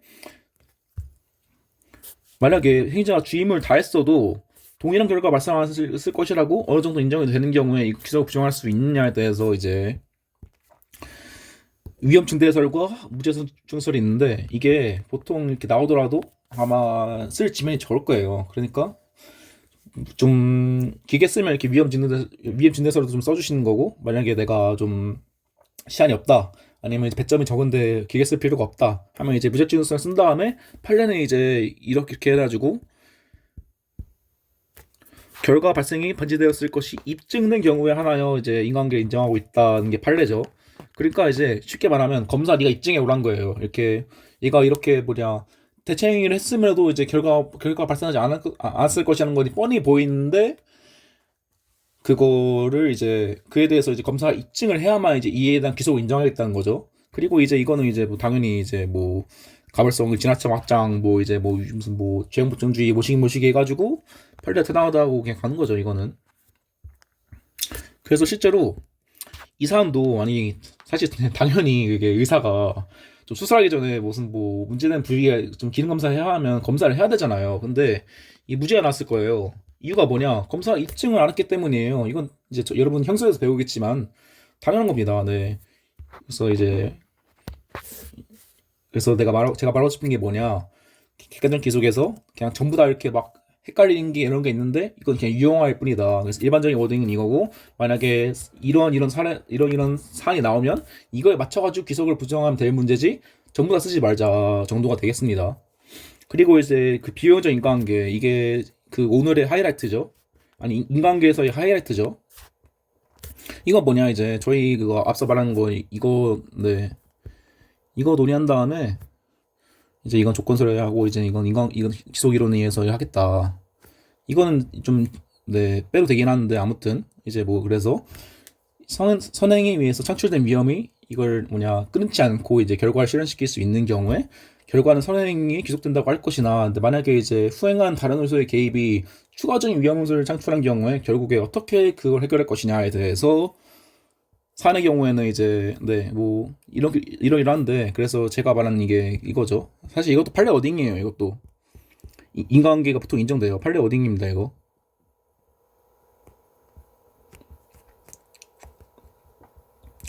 그래서 이제 이렇게 해서 인과관계는 그 행위가 이제 유일한 주된 원인일 필요가 없으니까 인과관계는 인정되나 이것도 이제 좀 약간 좀 어휘를 좀 다르게 하자면 그거 귀속이죠 이제 귀속. 물론 이제 약간 판례 입장 플러스 이제 좀 널리 보면 인과관계이긴 한데 귀속 이론도 이렇게 좀 정확하게 해주는 게 좋을 것 같네요. 네, 아무튼 이제 이렇게 이제 그 개입이 피해자 자신이나 제3자의 통상적 과실이 개입된 것이라면 이건 예견 가능하다. 그리고 이제 단절 안 됐다. 그래서 책임을 피할 수 없다. 그리고 판례 빠지는 점 섭하니까 판례 역시 같은 입장에서 이제 이 판례 어딘 정도는 암기해 두셔야 합니다.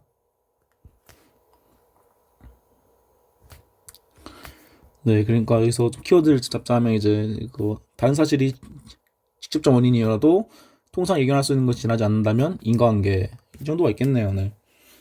그리고 이제 만약에 부정할 경우, 네, 보통 인정할 텐데 네, 부정한 경우도 당연히 있겠죠. 피해자 자신이나 제3자의 고의 중과실 아니면 뭐 천재지변 같은 게 일어났어요. 뭐 지진이 나요. 아니면 이제 막 나는 열심히 구급차에 태워 보냈는데 갑자기 구급차가 어디 차에 박혀요. 그런 거는 저희가 재해죠. 그 정도면 이제 그거는 이제 뭐 인간관계 아니 인간관계래 귀속관계가 희석돼가지고 선행에 대한 미수원만이 될 수 있다. 이 까먹지 말라고 100번 말했습니다. 네, 101번 말했죠 지금까지. 그래서 이제 인과관계 같은 경우에는 이 정도만 쓸 수 있으면 됩니다. 근데 이제 최지혁 교수님 퀴즈 같은 경우에는 조금 더 쓸 필요도 있긴 한데 그거는 이제 그 시간 분들은 이제 이 강의를 다 들으신 다음에 그 시간 맞춰서 한번 퀴즈를 푸시고 이제 제가 올려드리는 해설 강의를 보시면 될 문제고 일반적인 경우에는 이것만 하시면 됩니다. 네, 그리고 아마 김대현 교수님도 이거 이상으로는 안 할 거예요. 이거 봐 들어가면 덜했지. 그래서 이제 인과관계에 대한 기본 논의 그리고 이제 객관적 기석에 대해서는 이런 게 있고 그 다음에 비효율적 인과관계 이게 제일 많이 나오는데 이런 경우에는 이런 식으로 현출하면 된다. 이 구조만 잘 기억하시면 됩니다. 제가 오늘 드릴 사례 문제가 좀 많이 어려워요. 여러분들 그 처음 입장에서는 이게 좀 일부 약간 제가 좀 약간 복합적으로 짰기 때문에 쟁점을 그러니까 좀 잘 암기하시고 만약에 김대현 교수님 분반 분들은 푸셨으면 좋겠습니다. 이제 부장이범으로 넘어가죠. 이제 뭐 이런 기본적인 내용들. 네. 이것들은 이제 여러분들이 나중에 가면 굳이 외울 필요도 없어요. 그냥 뭐 자기 구성력 그런 상황이 있어야 되고 부사기범 투기 요건으로서 보적인 지위와 동거치성이 있어야 한다. 이거 뻔해서 말도 안 하는 거예요. 이거는 아무튼 그래서 이제 고의란 무엇인가. 그래서 여기서 이제 결과의 용인을 부자기범에서 있어야 고의. 이게 그 세월호 판례죠. 결과의 반응성을 용인하고 이를 방관한 채 그 의무를 이행하지 않는다는 인식을 하면 부족하다. 즉 미필적 고의로 충분한 거고. 그래서 여러분이 부자기범에서 이 판례를 그냥 알면 쓰시는 거고, 알면 그냥 뭐 부자기범의 고의는 어쩌고라고 쓰시는 거고, 모르셔도 그냥 이 일반론 판례 있잖아요. 그 결과 발생의 가능성을 인식하고 이를 용인하려는 내심의 의사, 네, 그 정도만으로도 충분히 포섭 가능하니까, 네, 뭐 알면 좋다, 그냥 몰라도 괜찮다 정도로 넘어가시면 되고. 그래서 이제 저희 판례는 우리 보증인지의 발생 근거를 뭘로 보나. 애초에 보증인지위란 개념을 인정한 이유는 부작위범의 범위를 좁히기 위해서. 그래서 근데 그 좁히기 위한 근거가 무엇이냐? 그러면 이제 법령, 계약, 위협한 선행행위, 조리라고 했습니다. 그리고 제가 이건 네, 추후에 봐야 할 내용으로 이제 유기죄에서의 보호 의무는 이제 법령과 계약이라고 말했죠. 왜? 법에 써 있으니까. 그래서 좀 더 말을 천천히 하면 그래서 제가 이거는 그 책에 있는 거 좀 써왔어요. 네. 뭐 좀 중요한 거 꼽자면 이제 뭐 친권자 이거 중요하고 당연히 뭐 부양이 뭐 중요하고 뭐 이건 좀 나올 수 있습니다. 경찰관의 보호 조치 뭐 네, 이 정도 이거 그나마 이거 예. 법령은 좀 중요해요. 네. 이게 여러분이 나중에 이제 좀 조문 적시해가지고 보너스 포인트를 얻을 수 있는 부분이기 때문에 뭐 여기 있는 것들은 좀 다 알아두시면 좋고 계약에서는 이제 이런 거 다 있겠죠. 네, 근데 중요한 건 이거예요. 이거. 네. 가게 주인이 예를 들어서 이제 그거 이것도 약간 유기치와 연결되는데 유기치사죄랑 연결되는데 예를 들어서 이제 여러분이 그 어느 술집에 어느 술집에 그 점장이에요. 근데 여러분이 이제 마감하려고 보니까 이제 여기 누가 그 취해가지고 쓰러져 있어요. 근데 여러분이 그냥 귀찮아가지고 뭐 죽을 고인 없지만 뭐 지가 알아서 깨가지고 나가겠지 이러고 그냥 그거 추운 겨울날에 난방을 끄고 그냥 나갑니다. 이거 실제 판례예요, 실제. 근데 이제 당연히 이제 뭐 죽일 고인 없다고 하니까 이제 그 다음으로 넘어가가지고 유기치사죄가 문제가 되는 건데 이 사람이 왜 이런 보호 의무가 인정되냐? 근데 좀 애매해요, 당연히. 뭔 법에 의해서 그 가게 주인이 그러니까 그냥 가게 주인이 손님을 책임지라는 법이 있을 리가 없고, 뭐 굳이 네, 굳이 하려면 뭐 조리인데 조리라고 하면 좀 이상하잖아요. 약간 너무 약간 일반론으로 도피하는 느낌. 그래가지고 판례가 인정한 게 뭐냐? 가게 손님은 아니 그 가게 주인은 손님에 대한 그런 그 계약의 부수임으로써 이 사람을 보호할 의무가 있다라는 계약상의 의무를 도출한 겁니다. 말 되죠? 네. 아무리 그래도 자기 가게 손님인데 난방 정도는 틀고 나가든가 아니면 그거 신고해가지고 좀 잘 보내든가 그렇게 했어야 됐죠. 그래서 이제 근데 제가 또 그 이건 중요해서 말해야겠는데 제가 자꾸 여기서 막 유기죄와 그 약간 그 보증인 지위에서의 보증인 지위를 좀 혼용하잖아요. 이건 제가 그냥 약간 그 강의 편의상 이렇게 한 거고 원래는 이제 이 보증인 지위 vs 이제 그 유기에서의 보호 의무는 이제 이거 제가 말했으니까 말하는 거예요. 명확히 구분하셔야 됩니다. 두 개는 다른 거예요. 그래서 두 개를 혼용하시면 정말로 큰일 나니까 이 두 개는 다르다는 것만 명확하게 알고 계시고 이제 이거는 뭐 유기치사죄에서 문제됐다. 근데 이게 이런 판례 법리를 보증인지위에서 쓸 수 있겠죠. 네, 당연히. 네. 만약에 이제 그 사람이 뭐, 에이 뭐 저 손님 평소에 나한테 이상한 짓 많이 했는데 잘됐다. 아 그냥 죽어도 할 수 없지 하고 그냥 도망가면 이제 그러면 이제 당연히 이제 그 부작위에 대한 거에서도 이제 계약에 의한 보증인적 지위가 인정되니까 이 판례를 쓰면서 유추하는 거죠. 네. 뭐 유추라고 하면 이상하긴 한데 아무튼 네. 그리고 선행에 의한 장유무 이것도 시험에 많이 나와요. 이것도 예를 들어서 이제 이게 제일 많이 나오죠. 이건 제가 책에서 추가한 건데 이거 두 개는 이제 제가 추가한 거예요. 두 개는 네. 이제 예를 들어서 이제 제가 누군가를 때려 팼어요. 팬 다음에 그냥 그게 결국에 저희가 지난주에 한 사례 구조죠. 때려 패고 그냥 도망갔어요. 그러면 당연히 제가 얘를 팼으니까 제가 위협반 선행위로서 이 사람을 보호할 보증인적 지위가 당연히 인정되는 거예요. 이제 뭐 실화자도 똑같겠죠. 내가 불냈는데 당연히 내가 꺼야겠죠. 그래서 근데 뭐 실화자 같은 경우에는 이제 아무리 그래도 이제 불이 막 번지는데 이거 얘가 혼자 어떻게 끄냐 책임으로 이제 뭐 기대 가능성 없다. 그 얘기가 그 아파에 나온 그거거든요. 이제 개별 행위 가능성. 이제 뭐 이건 뭐 책임 X까지 이건 뭐 좀 TMI니까 넘어가고 근데 사실 이제 이게 그 선행위에 대해서 좀 최신에 약간 되게 핫한 판례가 있어요. 그건 좀 뒤에서 보겠습니다. 일단 그래서 그 기본적으로 이제 선행행위는 그 약간 그런 법적으로 약간 위협해야 그에 대한 그 부정인적 지위를 인정하는 것이 통설이었는데 이걸 뒤집은 판례가 좀 이상한 판례가 하나 있기 때문에 그건 저희가 뒤에서 볼 겁니다. 이거는 근데 그 판례는 진짜 중요해요. 아마 여러분들 강의 안에 있을 가능성이 몹시 농후합니다. 좀 보지 않았지만 그래서 이제 넘어가면 이제 부작위 행위성 인정되냐 이건 저희가 말한 거죠. 네.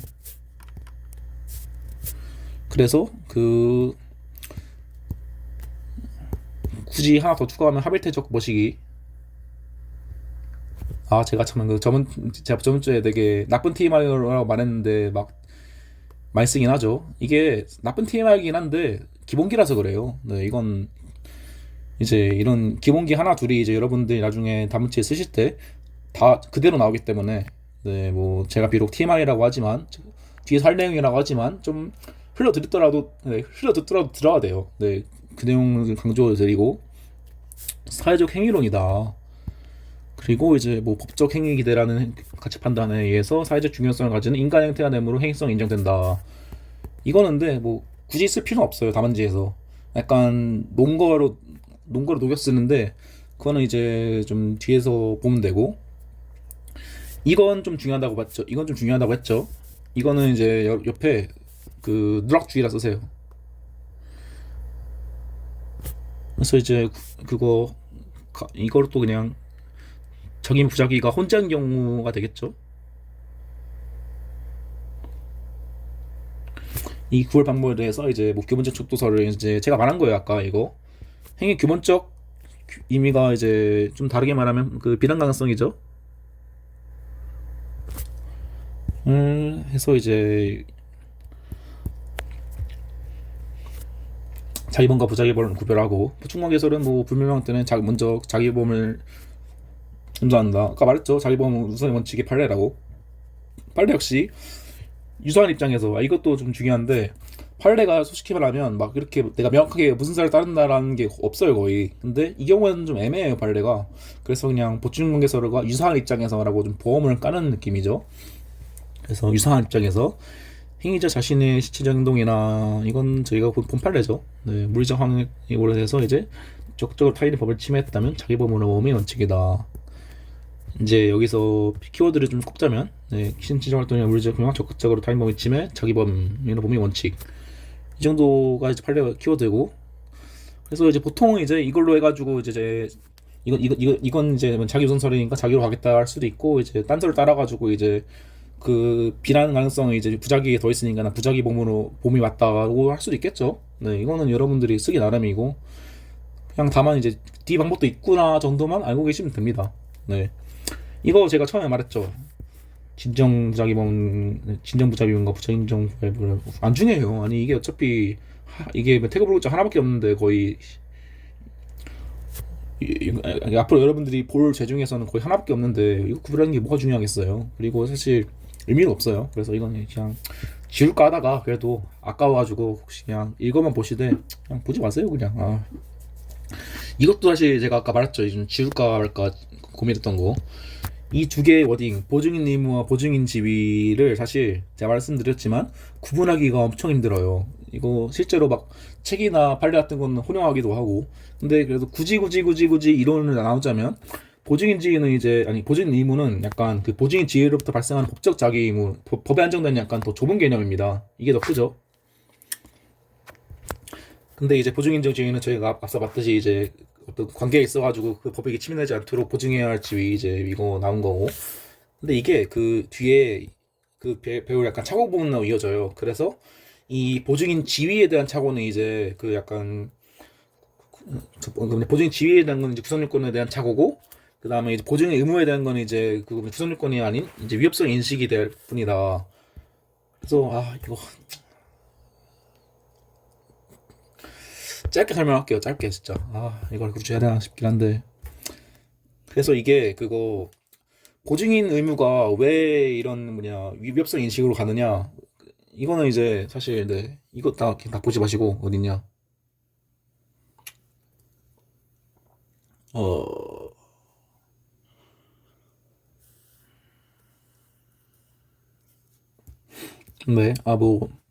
이 경우에서 이제 사실 이제 이런 사례를 봐야 좀 이해가 되기 때문에 어제 뭐 A를 박았으나 내 아들이 아니라 생각해서 구조하지 않았다. 그러면 이제 얘가 이 빠진 사람이 여기 내 아들인가 아니면 그냥 딴 사람인가에 대해 착오를 한 거죠.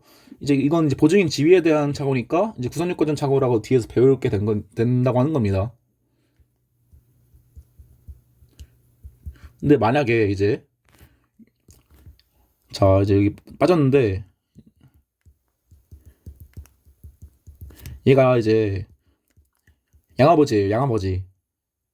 얘는 양아들이고 근데 얘가 좀 싫어해요. 이 사람을 좀 싫어해가지고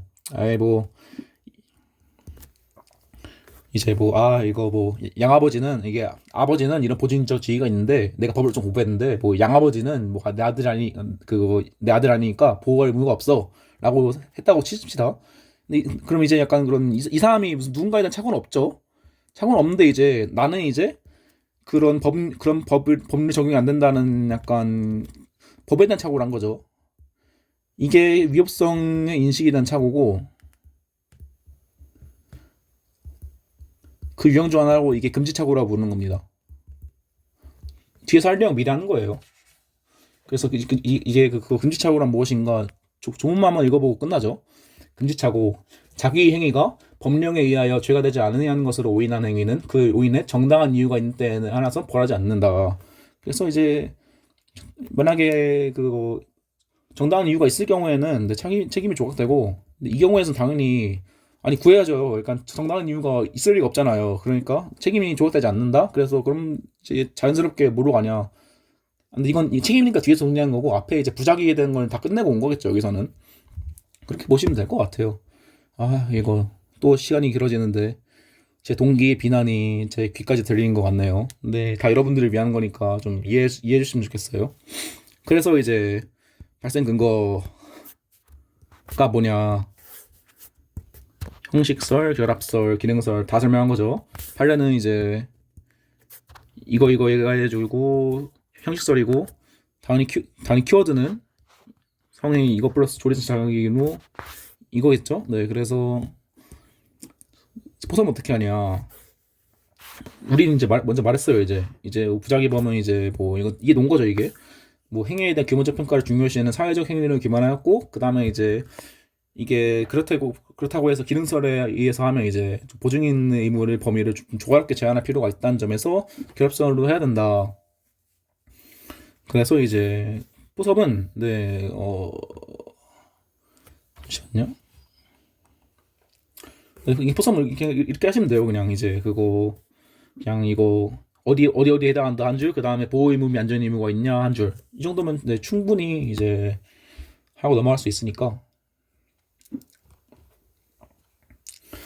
그리고 이제 그래서 제가 좀 적어놨는데 아래, 그러니까 제가 설명한 내용들이죠. 보호 의무, 안전 의무.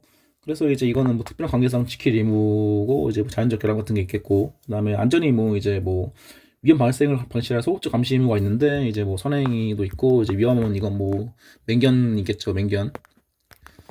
그래서 이제 제가 앞서 말한 이제 이거 뭐 밖에 이 구조, 네, 이것만 기억하시면, 네, 그래서 이제 이것도 그냥 이거 그냥 한 줄이에요. 그냥 이거 무슨 뭐 뭐뭐에 해당해서 뭐뭐에 해당하고, 그 다음에 어떤 의무가 있으므로 이런 식으로 그냥 깔끔하게 이제 정리를 하고 넘어가면 되는데, 이거는 제가 아마 어떻게 포섭을 하는지는 제 사례 모답에 있을 거예요. 그래서 사례를 풀어보시고 찾아보시면 좋을 것 같고, 제가 말씀드렸다시피 이제 행위적인 돈가스성은 한 줄이면 충분하다. 그래서 그냥 이 정도. 뭐 판례 어딩이면 더 좋겠는데 뭐 판례 어딩도 좋죠. 네, 이 정도로 쓰고 이제 그냥 제가 아까 말했다시피 이 경우는 똑같지, 그냥 이 경우는 뭐냐, 자기로 죽인 거랑 똑같지라고 하거나, 아니면 이 정도 가지고 어떻게 할 수 있냐, 뭐 그런 거예요. 여러분들이 쓰기 나름이고. 근데 이제 이거를 할까 말까 고민이 되는데, 이건 이제 여러분들 시험에 뭐냐 그 중간고사에 나올 수 있는 유력한 판례이기 때문에 이건 하겠습니다. 그래서 이제 그 주제는 이제 선행위의 보증인지가 인정되기 위해서 선행위가 위협해야 되는가. 이것도 되게 제가 좀 길게 써놓긴 했는데, 결국에는 원래는 선행위가 통설은 선행위가 위협해야 돼요. 선행위 위법.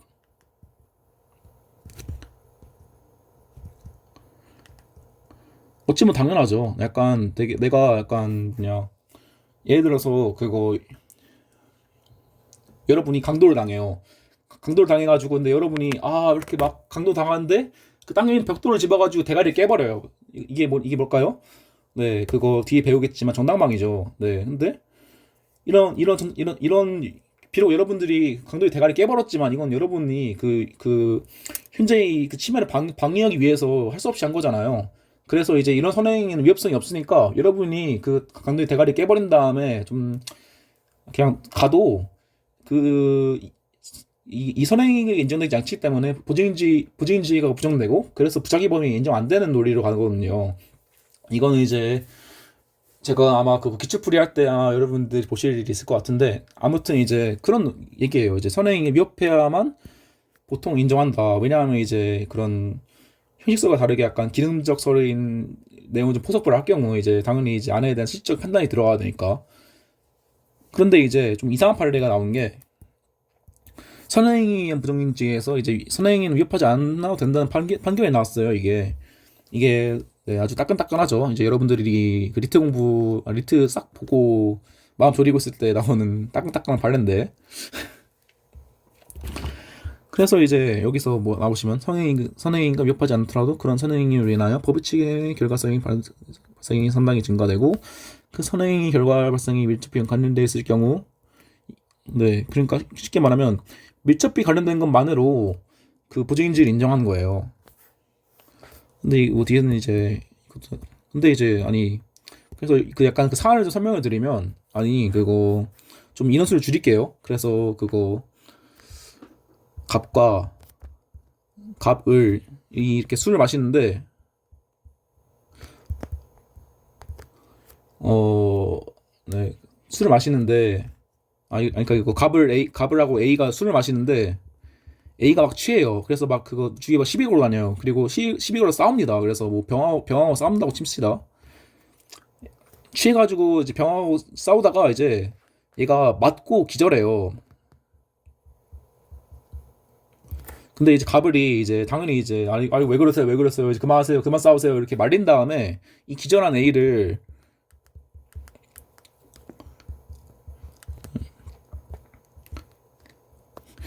이런 일이 그거 이렇게 옮기는 거 아시죠?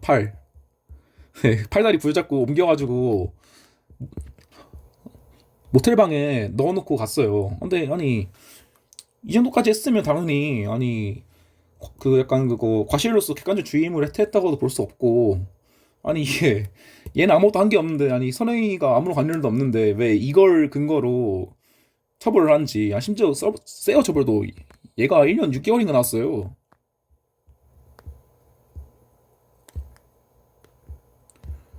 겁나 세죠?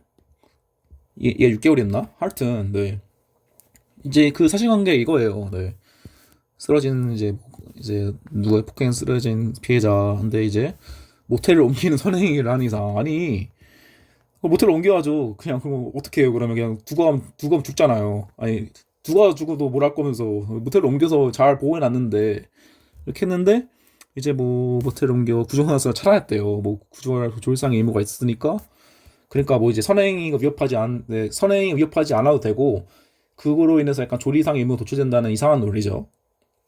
근데 이제 이게 왜 비판받냐? 당연히 이거 법이 침해 연관성만으로 선행이나 본인 선임을 인정하다고 하면 범위가 너무 넓어지잖아요. 저희가 왜 부작위범에서 보증인지에 논하는 의미가 뭐라 했죠? 보증인지가 너무 넓어지니까 부작위범의 범위가 너무 넓어지니까 이를 합리적으로 제한하려고 보증인지를 이런 학설에 의해서 좀 제한하는 건데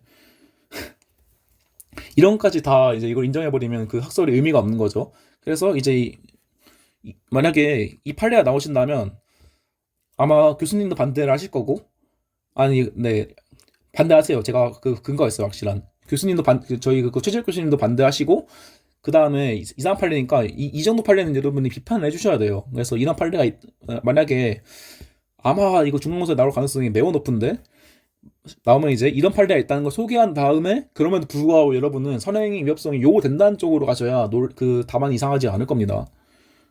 네, 아닐 거예요. 그래서 뭐 논거는 뭐 많죠. 뭐 범위 지나치게 확대, 그다음에 뭐 자기가 부작위 사항의 경계 형해와 뭐 이건 여러분 지어내기 나름이에요. 근데 여러분들도 이제 좀 느끼셨을 텐데 맨날 하는 말 또 하죠. 무슨 뭐 범위가 지나치게 확대된다, 뭐 제한법정주의에 반한다, 이제 뭔 형사 정책적 고려에 의해서 근데 그런 거 일반론 같은 거는 여러분들이 계속 그냥 공부하면서 듣는 거기 때문에 딱히 고민할 필요가 없고 이건 제가 아까 말한 거죠. 전당망의 선행이 이게 2023년 중간 때 나왔던 걸로 알고 있습니다. 중간 때. 그리고 이게 아마 올해 나오지 않을까 싶네요. 그래서 이거는 좀 어려운 얘기인데 굳이 설명한 이유는 시험에 아마 나올 것 같다. 제가 말했잖아요. 교수님 최신 판례 엄청 좋아한다고. 그리고 이제 제가 말한 근거가 여기 있습니다. 제가 이거 나왔을 때 너무 궁금해가지고 메일 보냈어요. 아니 교수님 이게 도대체 무슨 판례죠? 전 이해가 안 갑니다라고 질문을 했는데 나온 건 이제 아주 특이합니다. 잘 지내고 있습니까? 이 판결은 아주 특이합니다라고 이제 교수님이 약간 목소리가 들리죠. 약간 제 귀에서 들려요 그냥. 그래서 이제 대법원 판결은 아무 설명도 안 하고 그냥 인용만 해요. 얘는 인용만 해요. 근데 그래서 이제 그 1심, 2심 판례는 제가 심지어 이거 안 써 있어가지고 제가 로인비 신청해가지고 따온 거거든요. 그거 로인비 신청해가지고 읽어봤거든요 한번. 그래서 이제 교수님도 쓰죠. 이제 결론에 찬성하기 어렵다고. 그러니까 이제 여러분도 굳이 막 교수님 의견에 따른다는 당위성 같은 거 없이 이건 이상한 판례잖아요. 아니 이 사람이 뭐 피고인들이 뭐냐 피해자랑 싸워가지고 이 사람이 쓰러져가지고 모텔에 두고 간 것도 아니고 그냥 지금 뭐야 취해가지고 지 혼자 싸우다가 그냥 쓰러져가지고 나는 아 이거 내 친구니까 모텔에 넣어놓고 왔는데 갑자기 나한테 1년 반을 때려요. 살인 아 그거 과실치사로. 근데 좀 아닌 것 같죠 여러분이 보기에도. 그래서 뭐 이런 판례가 있었다. 근데 이제 욕을 해줘야 된다.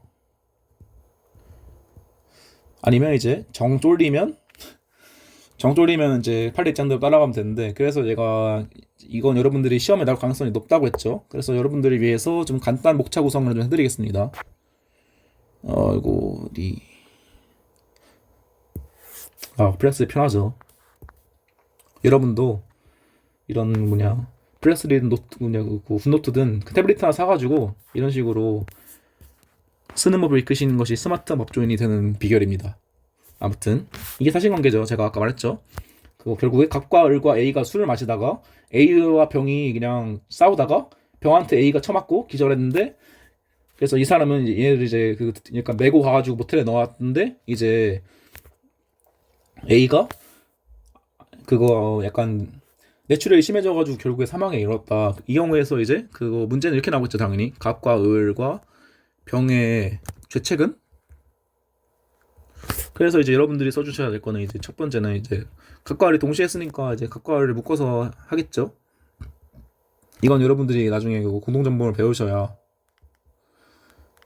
깔끔한 건데, 그래서 이제 이걸 묻는 이유는 이제 이거 하는 거만 좀 알고 계시고, 1번은 이제 당연히 이제 그거 살인 및 상해죄 고의 판단해야죠.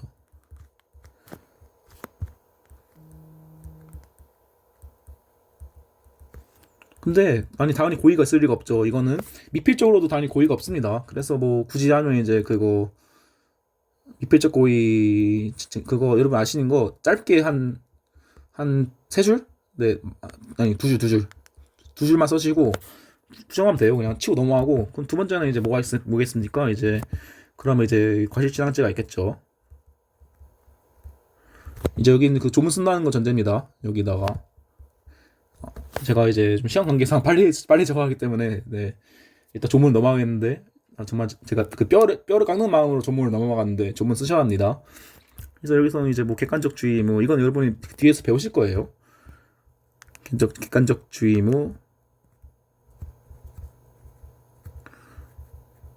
이거 논해주시고, 그 다음에 이제 부작위만 투구 요건 제가 뭐라고 했죠?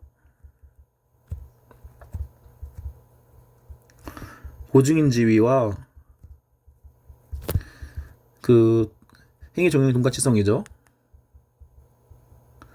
그래서 이제 포섭을 하면, 아니 이게 애초에 얘를 잘 이제 뭐 지가 때린 것도 아니고 그냥 싸우다 기절한 애를 제가 잘 챙겨가지고 넣었잖아요, 모텔에. 이것만으로 이제 그 일반인 기준으로 객관적주의 의무 위반이 있었다 볼 수 없고, 그리고 과실을 인정하더라도 아니 그리고 이제 보증인적 지위, 이거 하나 더 했죠. 인관계까지.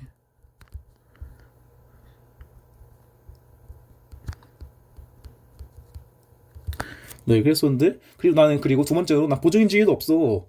아니 선행인가 위협해야 되는데 나는 이런 행위를 가진 거 가지고 어떻게 이걸 의무를 인정할 것이며, 조리 의무 가지고도 이걸 인정하는 건 적절하지 않다를 해서 이제 이거를 빼주시고, 그 다음에 이제 인과관계. 아니 이 사람이 죽은 거는 이거 병이 때려서 죽은 거지. 왜 내가 이거 책임져야 되는데 나에 대한 기속이 없다. 이거는 이제 뭐 내가 창출한 위험도 아닐 뿐더러 이제 뭐 기속이 안 된다는 이론으로 가겠죠. 내가 이제 지배가능성이 없으니까. 이런 식으로 이제 결론 내주시면 이제 그럼 이제 제가 한 대로 하면 이제 불가결이 되는 거고. 그래서 근데 그거 만약에 이제 여러분 여기서 나는 좀 쫄린다, 나 판례대로 하겠다라고 하면 이제 판례대로 그냥 좀 어거지로 좀 지워내세요. 이거는 그래도 야 애가 술 먹고 다쳐가지고 기절했으면 좀 병원 보내야 되는 거 아니냐, 이런 식으로 좀 억지를 부리세요. 억지 부리면서 이걸 다 인정한 다음에 이 관계도 또 어거지를 인정한 다음에, 그러면 갈 수 있는 쟁점이 과실범의 공동전범이라는 쟁점이 있거든요. 제가 자꾸 뒤에서 할 내용들을 땡겨가서 하는 이유는 이렇게 미리미리 여러분들의 머리에 심어놔야 그 뒤에서 여러분들 이해를 할 수 있기 때문입니다. 이게 무엇이냐? 근데 저도 여러분들이 과실범이 뭔지는 알고 공범이 뭔지는 어렴풋이 알잖아요. 같이 하는 거죠. 근데 공범의 경우에는 이제 같이 공모를 해야 돼요. 같이 이제 어느 날 몇 시에 우리 모여가지고 뭘 훔치자, 이런 식으로 공모를 해야 인정되는데, 근데 좀 약간 여기까지 말했으면 여러분들이 뭔가 이상한 걸 느끼겠죠. 아니 실수를 했는데 공모를 한다? 야야야 우리 이틀 뒤에 어디 만나가지고 실수로 누굴 죽이자. 아니 이상하잖아요. 이건 뭐 고의일 뿐더러 아니 그런 개념을 선정하기 어렵죠. 그래서 그런데 이상하게 했는데 판례는 과실범의 공동정범을 인정합니다. 되게 어거지를 쓰면서 인정을 해요. 왜 인정을 할까요? 자 여러분 막 이제 1980년대인가 70년대인가 서울 한복판에 있는 다리가 무너지고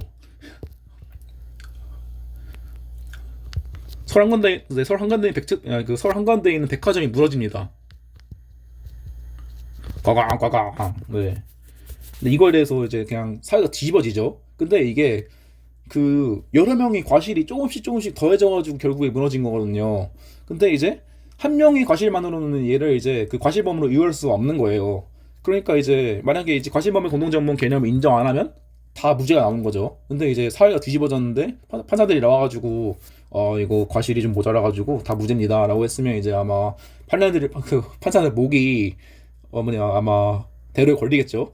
그래서 실제로 이거는 좀 빼주기도 애매하기도 하고 어떻게든 약간 벌하기 위한 근거를 만들기 위해서 도입한 개념이에요. 결국에 억지죠. 억지인데 필요한 억지라는 거예요. 그래서 이거에 대해서는 좀 뒤에서 얘기할 거니까 아무튼 이제 만약에 이거를 돌아가지고 가별병에 대해서 이제 과실범 공동정보에 대해서 아니 그거 죄를 인정할 거라면 이거까지 써줘서 이걸로 그거 포섭을 해주셔야 결론이 되는 거고 만약에 내가 근데 좀 시간이 부족해요. 아 이거 좀 약간 이거 어차피 뭐 15점밖에 안 되고 그냥 넘어갈 문제가 아닌가? 라고 하면 이제 그냥 뭐 제가 하시는 대로 그냥 부가벌 끝내고 그냥 가시면 이제 더 논할 필요가 없죠. 이런 건 이제 여러분들 센스로 하는 것인 겁니다. 근데 이제 이거에서 이제 끝나냐? 안 되죠. 여러분들 제가 뭐라 말했습니까? 사람들이 많으면 다 이제 누락 없이 검토를 해야 한다고 했습니다. 그럼 이제 병의 대책을 검토해야죠 당연히. 이 경우에도 이제 뭐 이제 그거 뭐냐 부작위 살인 아니 그 부작위 살인 아니죠 이 사람은 뭐 이제 고의 있냐 뭐 미필적 고의 없겠죠 술 먹다 싸웠는데 이제 부정되면 이제 뭐 과실치사 이런 식으로 가는 겁니다. 안돼 네 아이고 씨 아이고 씨 세상에 아니 인터넷 끌어놨는데 왜 이렇게 발작을 하는지 아무튼 이제 뭐 살인 고의는 인정 안 하는데 뭐 이제 뭐 상해 고의 인정해가지고 이거를 뭐 상해치사로 가든 폭행치사로 가든 별 차이 없습니다. 그 치사 개념은 이제 뒤에서 할 거니까 넘어가고요. 아무튼 제가 하고 싶은 말은 누락이 쓰면 안 된다. 그래서 이제 마지막에 이제 결론을 해야죠. 이제 갑을병의 죄책. 갑은 뭐다, 을은 뭐다, 아니 갑과 을은 뭐다, 병은 뭐다 이런 식으로 하는 겁니다. 그 좀 구조가 잡히시면 좋겠는데 이건 좀 어려운 거예요. 지금 제가 좀 어렵게 했고 좀 뒤에서 배운 내용들 다 끌어다 보니까 이건 그냥 그거 좀 적어두시고 나중에 이제 여러분 시험 보기 전에 아 이제 그 되도 않는 튜토링 강사가 이게 중요하다고 했지 이 판례가 그럼 이 판례에 따라 사안이 나오면 어떻게 될까 이렇게 나오겠구나 정도만 네 기억을 해주시면 네 그래서 이게 약간 이게 정답이다라고 제가 확언을 못 드리겠는데 아마 90% 정도는 확실하니까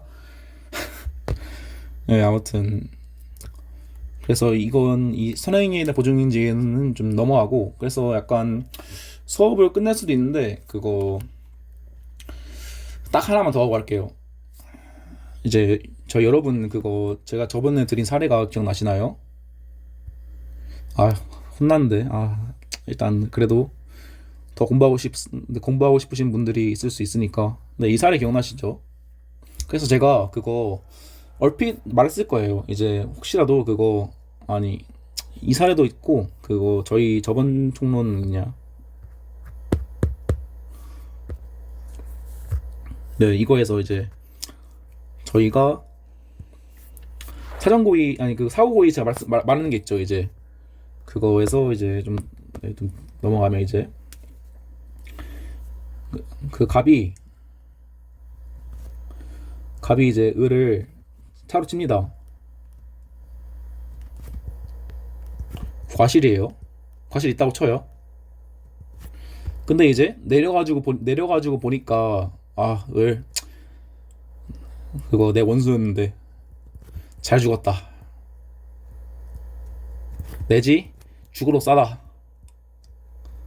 뭐겠어요? 비필적 고의죠. 근데 제가 그때 설명할 때는 사전 고의가 없, 이게 고의는 행위시에 있어야 되니까 사전 고의는 고의가 아니라고 했어요. 근데 이제 그래서 이제 그 차로 친 거에 대해서는 이제 당연히 고의가 인정 안 되는데 이제 여러분 이제 배웠잖아요. 이제 그거 이걸 이제 뭐냐 그 주워 싸다라고 한 다음에 그냥 돌아가는 거는 별개의 행위죠. 그럼 이제 별개의 행위는 평가가 가능해진 거예요. 여러분 배웠으니까. 그리고 이제 이걸 좀 구분해가지고 그거 고의로 몽둥이를 팬 거에 대해서는 이제 그거 고의로 몽둥이 팬 거에 대해서는 왜 버리고 가는 거는 왜 평가 안 하냐.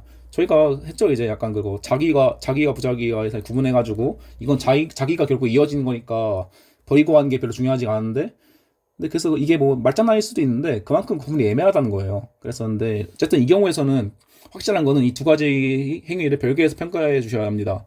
그래서 어떻게 되냐? 일행위는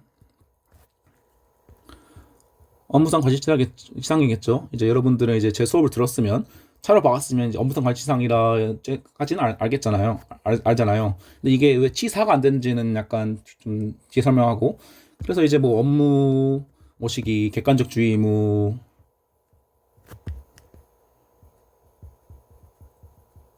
모시기 그다음에 이제 뭐 근데 이거는 뭐 이제 뭐 전망주시 뭐 전망주시 의무 위반 이런 게 있겠죠. 해가지고 네 근데 이제 그리고 플러스 이제 그거 사후 고의는 고의 아니니까 과실범이다라고 끝나겠죠. 이거에 대해선. 근데 문제는 이제 두 번째. 얘가 이제 이렇게 해서 잘 죽었다고 한 다음에 그냥 도망가 버려요. 그냥 쌩 가버려요. 이제 약간 좀 날카로우신 분이면 이거 아니다 일단 이것부터 하시고 그래서 이제 이게 일행이라면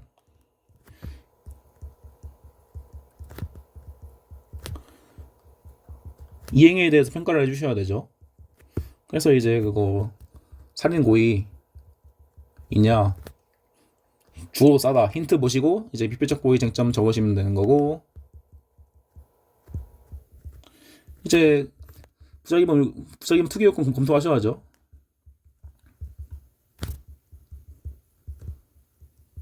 이 경우에는 이제 그거 되게 많이 할 수 있죠. 이제 첫 번째로 법령에 의한 이제 그거 저희 아까 말했잖아요. 사고 미조치 이거도 인정될 수 있겠고 근데 이거는 이제 그거 확실 판례가 아니라 이거는 유기에 대한 판례니까 제가 두 개 구분해야 한다고 말했죠. 그래서 판례 법리를 좀 이걸 좀 갖다 쓴다고 말씀해 주셔야 돼요. 이걸 적시하셔야 이제 얘가 이제 유기랑 그 부작위를 구분하는구나라고 하시겠죠. 그다음에 굳이 이거 안 끌어와도 선행이가 아니 쳐막았는데 쳐맞고 과실 있으니까 위협하잖아요. 위협하니까 얘를 보호할 의무가 있겠죠. 그렇게 해서 이제 보증인적 지위가 인정되고 그리고 아니 잘 죽었다 하고 그냥 도망가는 게 당연히 그냥 치워 죽이는 거나 뭐가 다르겠어요. 그러니까 이제 당연히 동가치성 인정되는 겁니다. 제가 동가치성이 그냥 한 줄로 후속 가능하다는 의미가 이거예요. 네, 뭐 굳이 막 복잡하게 할 이유가 없어요. 이렇게 한 다음에 이제 뭐 결론은 이제 뭐 두 개가 있는데 이제 뭐 이제 과실치상은 살인죄에 흡수된다 오식이 나오겠죠.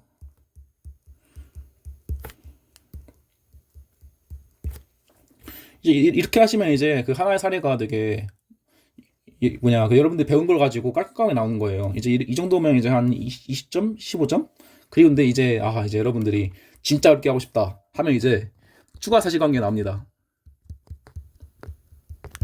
나는 이제 그냥 끝까지 공부해버리겠다. 물론 이제 이미 이게 TMI이고 이거는 이제 슈퍼 TMI라고 적을게요.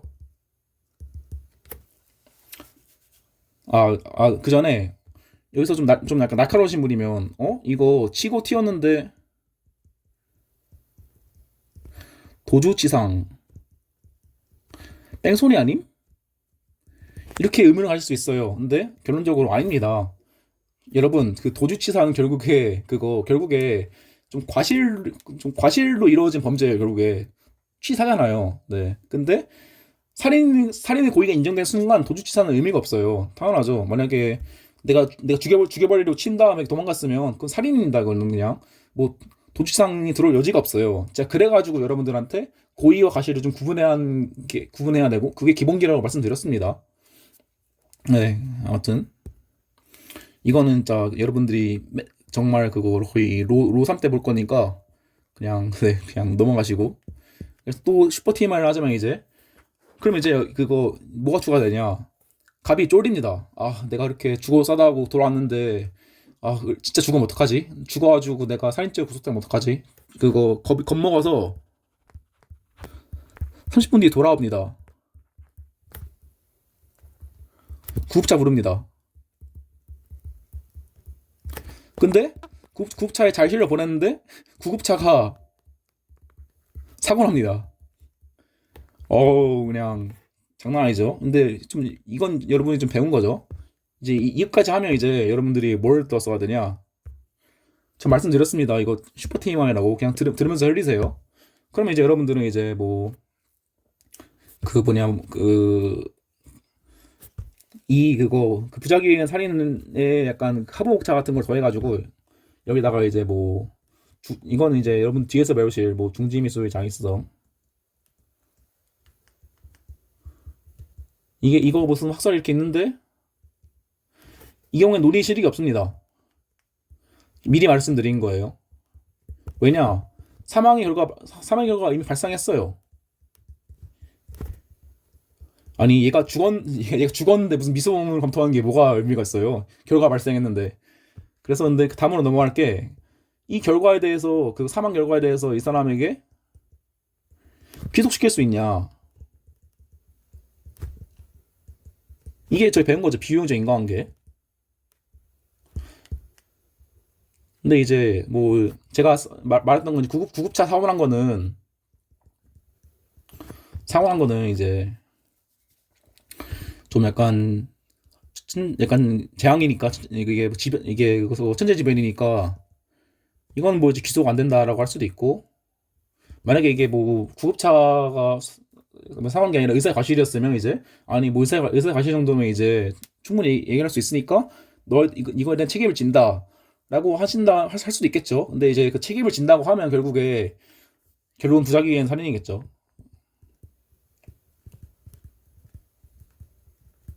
근데 만약에 이거 책임을 안 진다고 하면 아니 그거 귀속이 부인되죠. 근데 제가 뭐라고 했어요? 제가 102번째 말았는데 미수범 검토해야죠. 미수범 무죄가 아니에요. 미수범 검토해가지고 결국에 살인 미수로 가는 겁니다.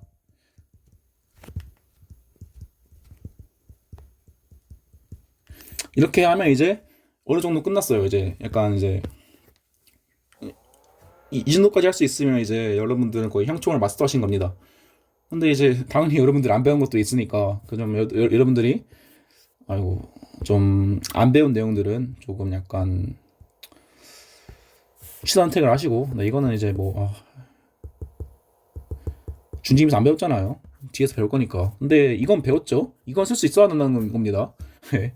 이것도 배웠고 이제 이것도 안 배우긴 했는데 이건 배웠죠, 여러분들. 그래서 한번 이제 그 어떻게 이렇게 흘러가는지를 좀 차분히 생각을 해보시면 좋을 것 같아요. 네.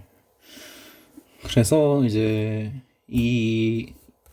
제가 약간 전문 사례에서 약간 보너스로 드렸던 쟁점까지 마무리했고 이제 수업 끝났습니다. 아이고 1시간 53분이네요. 아이고 또 근데 좀 줄이려고 했는데 그랬습니다. 죄송합니다. 아무튼 그 과제를 내드리면 이제 그 최재 교수님 분반은 그 퀴즈를 풀이하신 다음에 그 제가 올릴 해석 강의를 들으신 다음에 비교해 보시면서 좀 답을 맞춰보면 될 것 같고요. 시간 제한은 30분입니다. 근데 이제 뭐 굳이 참석할 필요하지 않다고 생각한 이유가 답을 알면 좀 간단한 문제예요. 그래서 이제 그 제 모답을 비교하는 것으로 충분히 그 문제가 없을 것 같고 그 다음에 이제 김대원 분만 여러분들은 이제 제가 올린 이제 그 3회차 맞죠? 그거 2회네요. 네. 이게 제가 그거 시작이 좀 일주일 밀리다 보니까 그 회차가 좀 꼬였어요. 그래서 이건 좀 감안해 주시고 그래서 어쨌든 이번 주 올려주시는 제가 사례를 푼 다음에 저에게 이제 보내시면 됩니다. 그 하던 방식으로. 시간은 무제한 드릴게요. 이거 좀 제가 어렵게 냈거든요. 그러니까 이제 충분히 시간을 들이셔가지고 제가 말씀드린 법리들 그리고 제가 올린 모듈에서 이제 깔끔하게 포섭을 하시는 연습을 하시고 그 다음에 제가 늘 말하지만 이 사령 모듈은 여러분이 만드셔야 합니다. 이 모듈은 제 거예요. 제 거를 여러분들 네, 제 거란 의미에 대해서 뭔지 아시죠? 저에게 의미 있는 거니까 여러분들은 여러분만의 이제 모듈 만들어가지고 막 이거 따고 이거 모르는 거 떼고 아 저도 막 무슨 뭐 이게 선행인가 위협하는지 중요할까 해가지고 제가 따온 거잖아요 붙인 거 그래서 여러분들이 마음껏 붙이고 당관을 하는 겁니다 그렇게 그래서 사량 모듈을 만들라까지 잔소리를 한 다음에 오늘 수업을 마무리 짓도록 하겠습니다. 최직 교수님 분반은 네 바로 봐요. 바로 일단 그거 퀴즈 풀어보시고 뵙도록 하게요. 네 다들 수고하셨습니다.